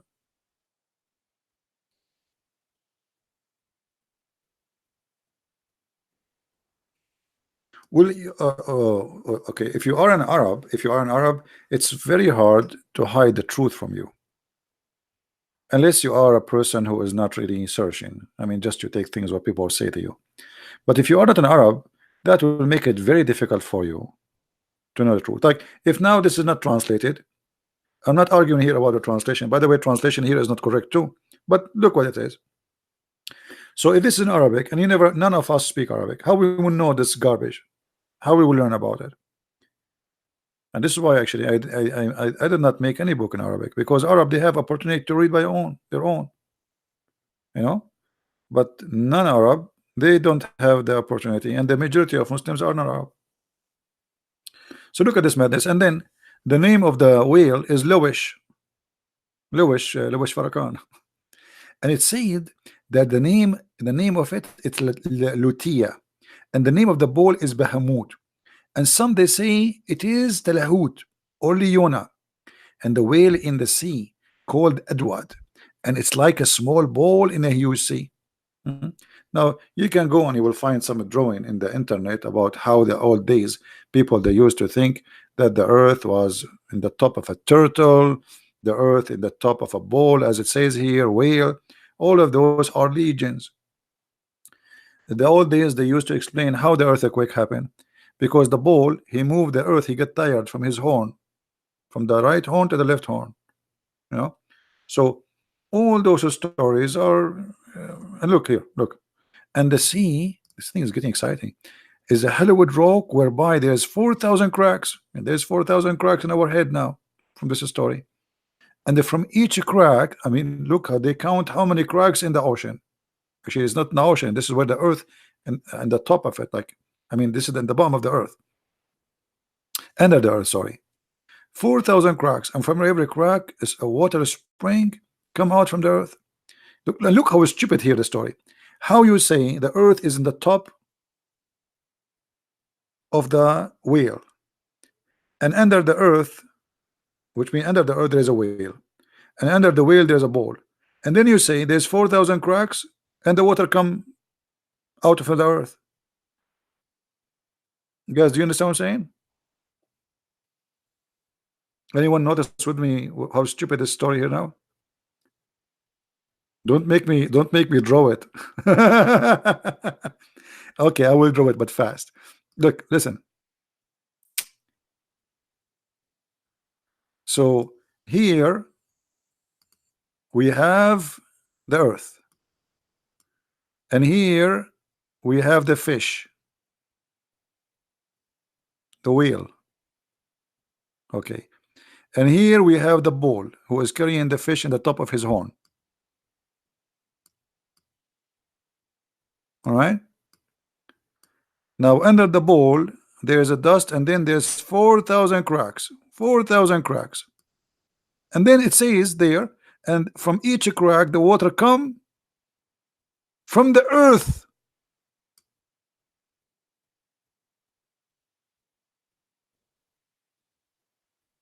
But the cracks are not connected to the earth. They are connected to the water, which is under the bowl. And actually the water is not here. The bowl, there's no water in the bowl. The bowl, in the top of him there's an ocean, and this is where the whale is. Crazy. I mean, what you can do. All right. Science. And you have to believe. Like, you know, the Muslims, like they have tons of I have my all my books is about Quran and science, like especially Quran and science in depth. You will see as an example the Muslim they say, brother, do you know that the Quran speak about uh, the atmosphere? Quran speak about atmosphere.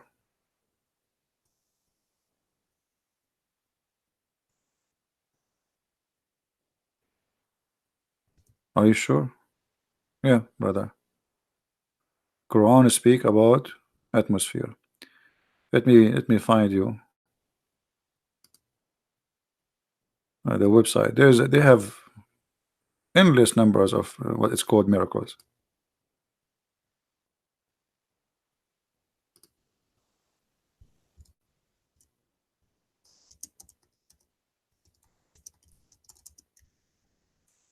Let us see.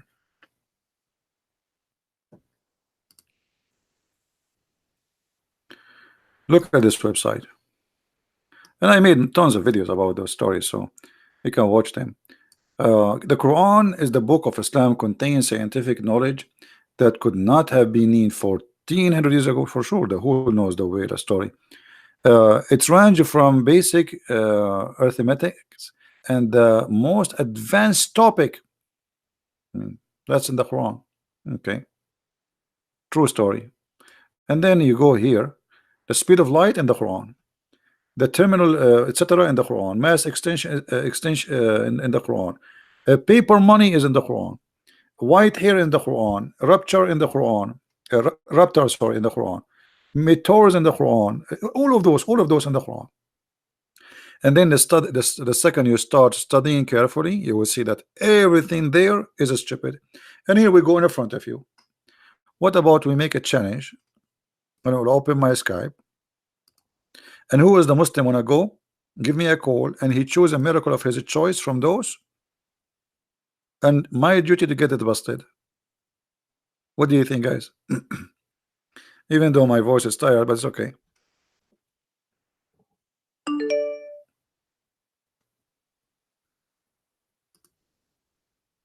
Anyone?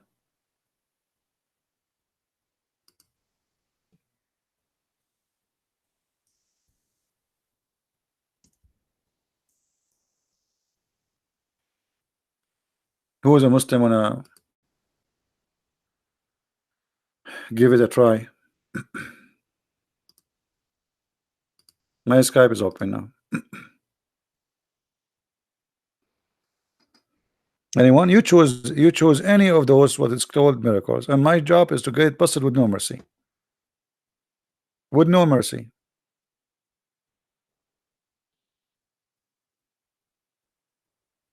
Any Muslim? Look how many. You choose. Look. All of this in the Quran. Everything, anything in the Quran. Qasim, don't send me a video, my friend. If you want, you know, choose one. Sister of Aaron, Christian Prince refuted. We laugh. You will say to me, the Prophet, he said that they used to call them by the good ones of their ancestor. That's stupid statement. We can get it busted easy. Because Mary is the daughter of Amran, Moses is the son of Amran. You tell me how it happened that Mary is the sister of Aaron, daughter of Amran, and Moses is the son of Amran. My friend, you see, you post for me videos. Those are videos made by kids. What about you make your scholar call me and get me busted live? Or you call me and get me busted. Tell me what it says in this video. Don't be a coward. Tell me what it says in the video. And my duty is to show you that this is stupid. You Muslims are desperately trying to refute me, but you cannot. That's why I'm here every day, and nobody can refute me. Try. They make videos, they refute me, debating themselves. Christian Prince get busted. Okay. Debate yourself and win. The hero of you is the one who called me. It's recorded. It's for your benefit. You can download the video after we finish. You post it in your channel and show every Muslims how Christian Prince, you know nothing. Correct, guys? You are not calling because you know you are not qualified, and you cannot. Otherwise, trust me, if I am a person who know nothing, they will be fighting over me. Shabir Ali wanna debate Christians every day, except me. Don't even get close. What is name the guy who he challenged? He made a challenge. David Wood, I challenge you. Wael Ibrahim. Okay, so I said, hey Wael, I'm not busy. David Wood is busy. He said, I'm willing to debate you too. Yeah, you know, but you have to come to Hong Kong. How come in the case of David Wood, you don't care if you debate him in Sky, but in my case, I have to come to Hong Kong? Same as Mimi Hijab, same as the other guy, Samsi. I mean, all of them, kids. So who is the Muslim want to show me any of those miracles to be truth? All those miracles are big fat lies. And this is additional proof that Islam is a lie. Because if Islam is not a lie, why you lie to prove Islam to us? Correct, guys? If Islam is a true, how the followers of Islam they lie to make Islam look good. A Christian who fabricate and lie to make somebody believe in Jesus, he is no Christian, he is satanic. You cannot make a person believe in Jesus by lying to him, because he believed in your lie. He did not believe in Jesus. In Islam it's okay. The religion of all of even Muhammad, he says you can lie in three cases: your private, your friends, your wife, and your family. Who's left? Sorry, your enemy. Who's left? My friends, people around me, my family is my wife, okay, and the enemy. Okay, thank you very much. Who left?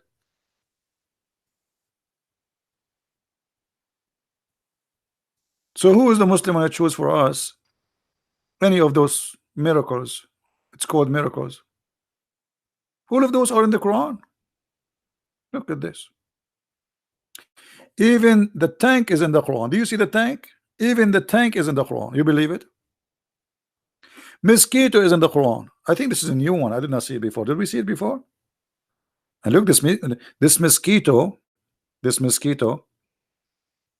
Once I was in Asia, and I met with some ladies from the church. Actually, the women who invited me to do uh, like my seminar. So I know the names of the first, the second, the third. I mean, it's a group. So I was introducing to the other one the names of those ladies.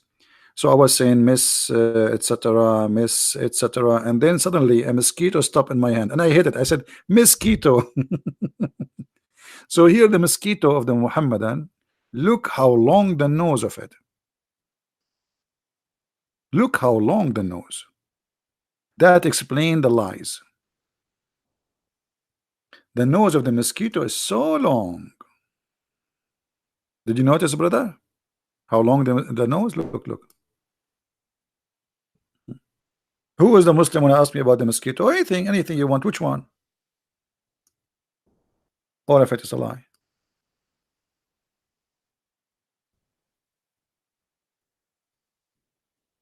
They don't dare. Look, even atmosphere pressure. Atmosphere pressure in the Quran.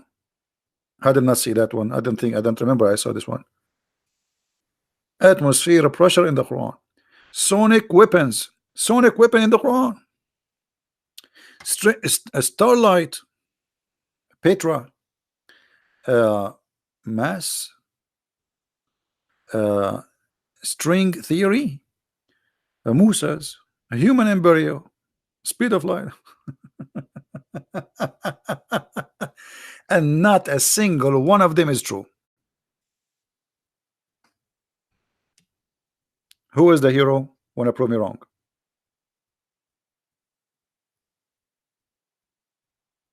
Who is a Muslim hero? Want to prove me wrong? Mayday, Mayday, Mayday. We will talk to you nicely. You are welcome to talk to me and prove me wrong.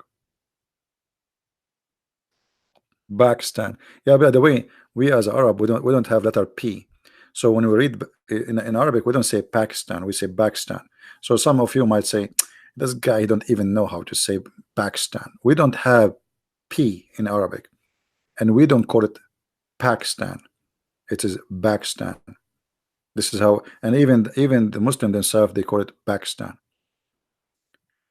So you might think you are the one who supposedly have the correct name. No, you don't. Like if we ask you about like any Iraq, you say Iraq. There's nothing called Iraq. It says Iraq. But because you don't have equal letters to the Arabic, you think, okay, this is the name. So if I call it Iraq, you say, what this guy is saying? There's nothing is called Saudi Arabia. What's Saudi Arabia? The name is it's pronounced wrong. Uh,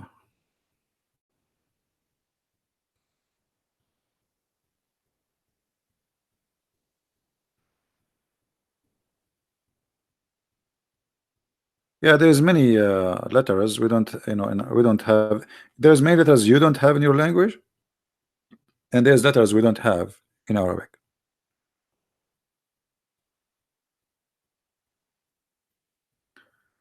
العربية السعودية. العربية السعودية أو المملكة العربية السعودية. مملكة is the kingdom. عربية Arab. السعودية سعودية not Saudia. Even the letters orders in English is wrong.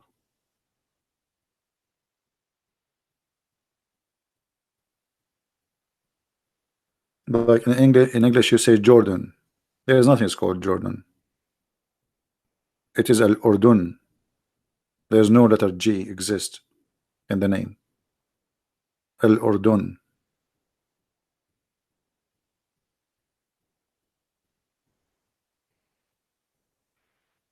So do we have any Muslim want to say something? Look, even the north is there. Dark energy, soul expansion. What do you want more? I mean, that's it. The Quran, you find anything. Subduction. Look at this. Rocks cracks in the Quran.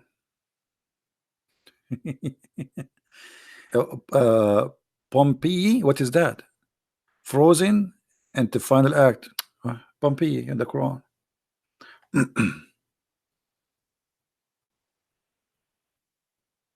Anyone?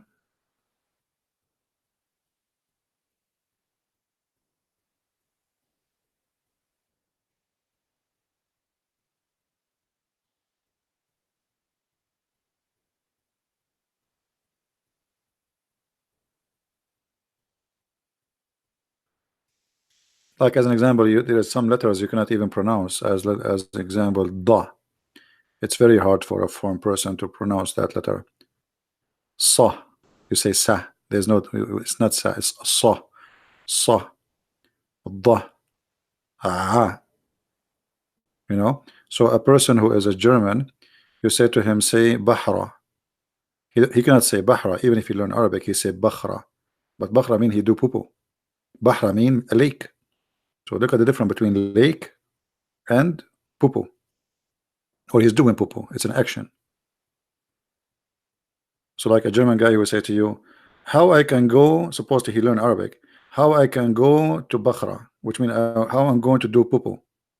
But in fact, he's asking you how I can go to the lake. You know, because simply the letter he cannot pronounce it.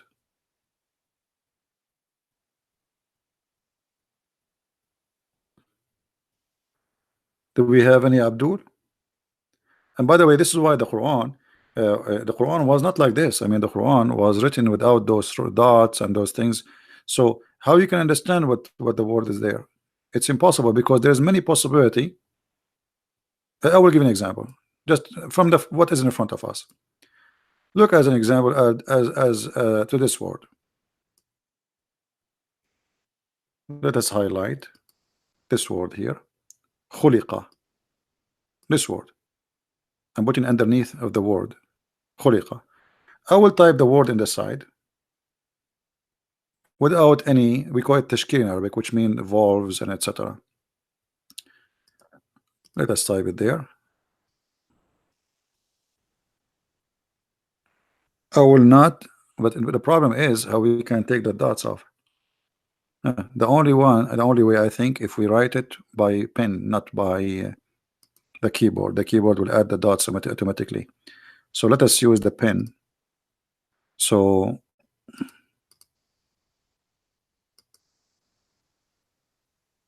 this is the word, and now we will write it here.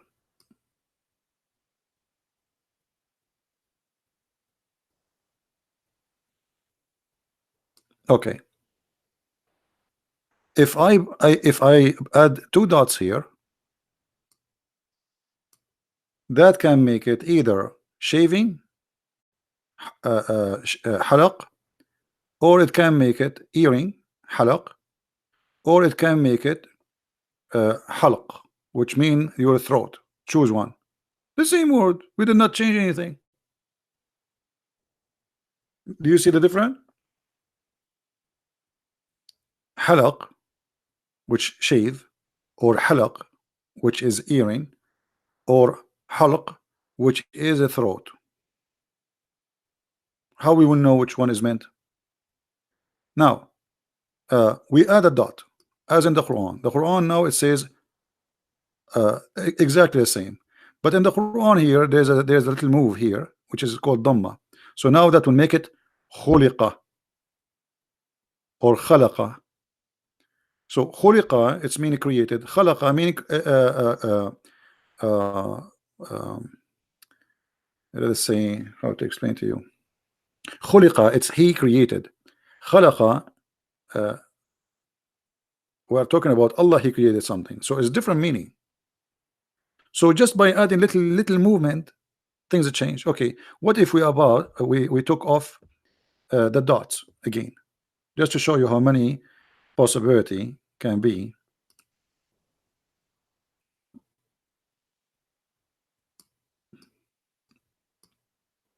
I'm trying to take the dots. Okay, here we go. All right. Okay. Now I will show you more possibility. If I added a dot here and a dot here, khalf, behind, khalfi, in my back, you know, or it can be by adding a shadda. I can change it like somebody khalaf, like somebody inherit a caliphate. You see how many meaning? So it's just one word. So the Quran was without dots. So every word have many possibility of meaning, and there's no way to know. No way to know. So after many years of Muhammad, a person who is not even an Arab, he's a smart. He said, "What the heck with this language? We have to add things so we can make it clear."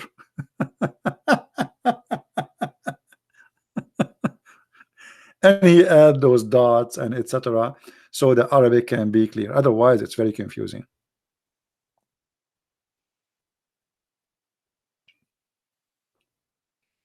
Hmm? So do we have any Muslim want to say something? They don't read it. Usually, I mean, this is why there's many reading for the Quran. As an example, if you go to chapter 1, if we go to chapter 1 in the Quran,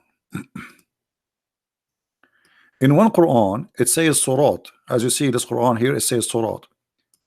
In the Moroccan Quran, it says Dhurat. So what is the difference between Dhurat and Surat? Dhurat in Arabic mean farting.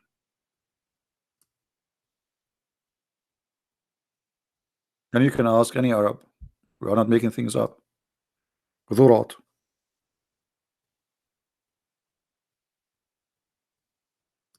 What is the difference between the word in the top and the word underneath? Just one dot. And by the way, it's in the Quran today. It is Dhurat. You see, this is the there is by Warish, by Hafs. This is Hafs. The one is the Dhurat by Warish. So Warish, he don't say Surat, he say Dhurat. Dhurat mean farting. So give us the straight farting. It's appeared twice. Here, the word Dhurat or Sirat appeared twice, here and here. So in verse number 6 it says, "Guide us to the straight fort."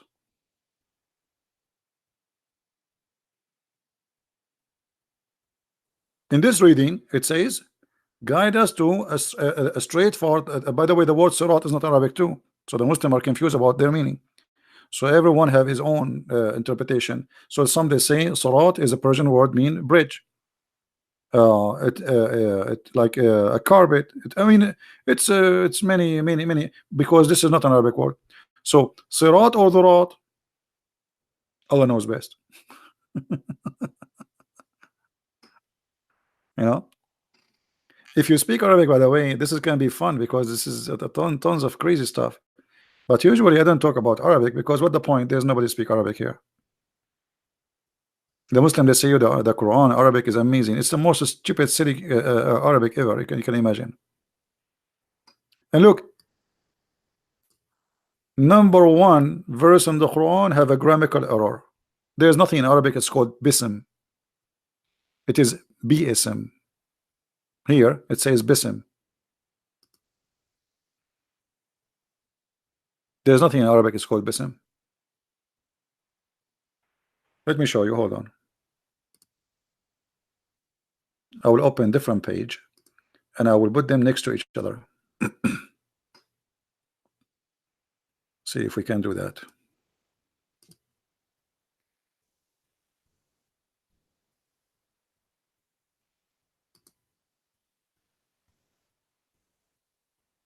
Okay. I don't know. Let me know if it's going to be clear for you. I'm not sure. Okay. Okay. We search for the word bism. Look. And now I think we need to take a snapshot for this one first. Let us take a snapshot because I think we'll not be able to put them together in one unless, let us see, hold on. Maybe if we do this like this, like that, like this, we have to extend, I think. Okay, hold on. All right.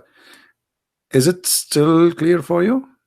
Or it became so small now? Okay, look. This is the correct way to write the word bi'ism. Do you see it? This is the wrong one. In the same Quran. Anyone notice what the different? The different is here. This one, let us make it in different color. This one have an alif. Alif is equal to A, letter A. This one does not have it.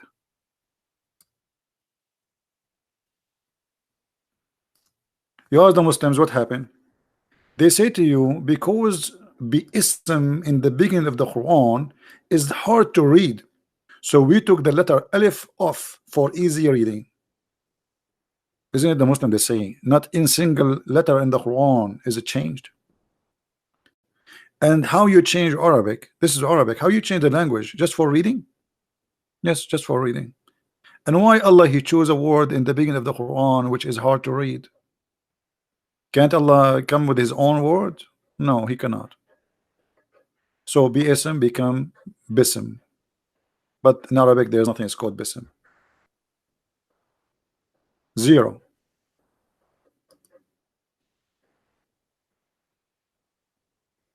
And as you see, the same word repeated how many times? Look here, 56, 74, 56, 96, 52, 69, 52, 96, number one.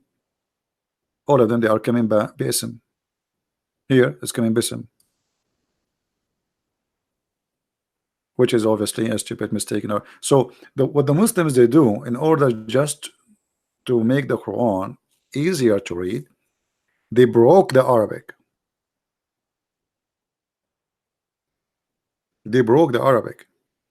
The Muslim they say the Quran Arabic is the best, but the fact it's a broken Arabic. It's like a guy, remind me of myself when I start learning Arabic, English. I went to a chat room and I say hello guys, and they bounce me. They can bounce you off the chat room. They kick me out and they start calling me names. And I was saying to myself, what's wrong with those people? Why they are rude to me? I didn't say anything. I just say hello guys. And later I learned that I was making a mistake. I was pronouncing the word guys as gays.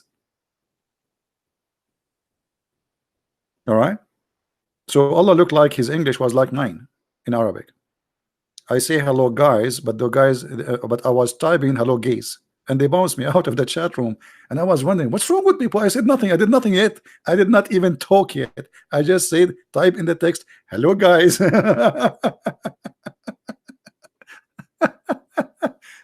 I mean, I want to improve my English, and then a second I enter, I said there is something wrong in hello guys. It must be. So hello guys, it turned to be hello gays. So Allah, he want to say hello guys, but he said hello gays. Hmm? All right.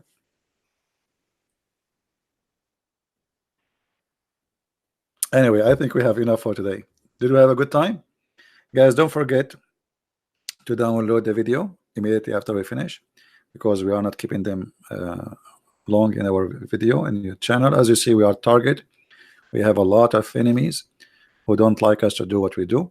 So by your help, the videos stay there, people learn from them, and the knowledge is spread. uh, what does Quran mean? Amina. I don't know what Amina mean. What Amina? I'm not sure. You are not quoting the correct word. So I want to say thank you guys for being here. Please download the video immediately after we finish, and until we see you again. I hope tomorrow. Tomorrow is Sunday, but why not? We'll try to go online. If people miss us, I don't know if people will miss us by now until tomorrow. So until we see you soon again, may the Lord bless you, and thanks for all those who support us in every way, in every mean, by kind words, by donation, by downloading the videos, by emailing YouTube when they flag my videos. I really appreciate all of you. I'm really thankful for all each one of you. I feel like I have a family, and God is good. The Lord always he gather his childrens, and they are united with love and patient.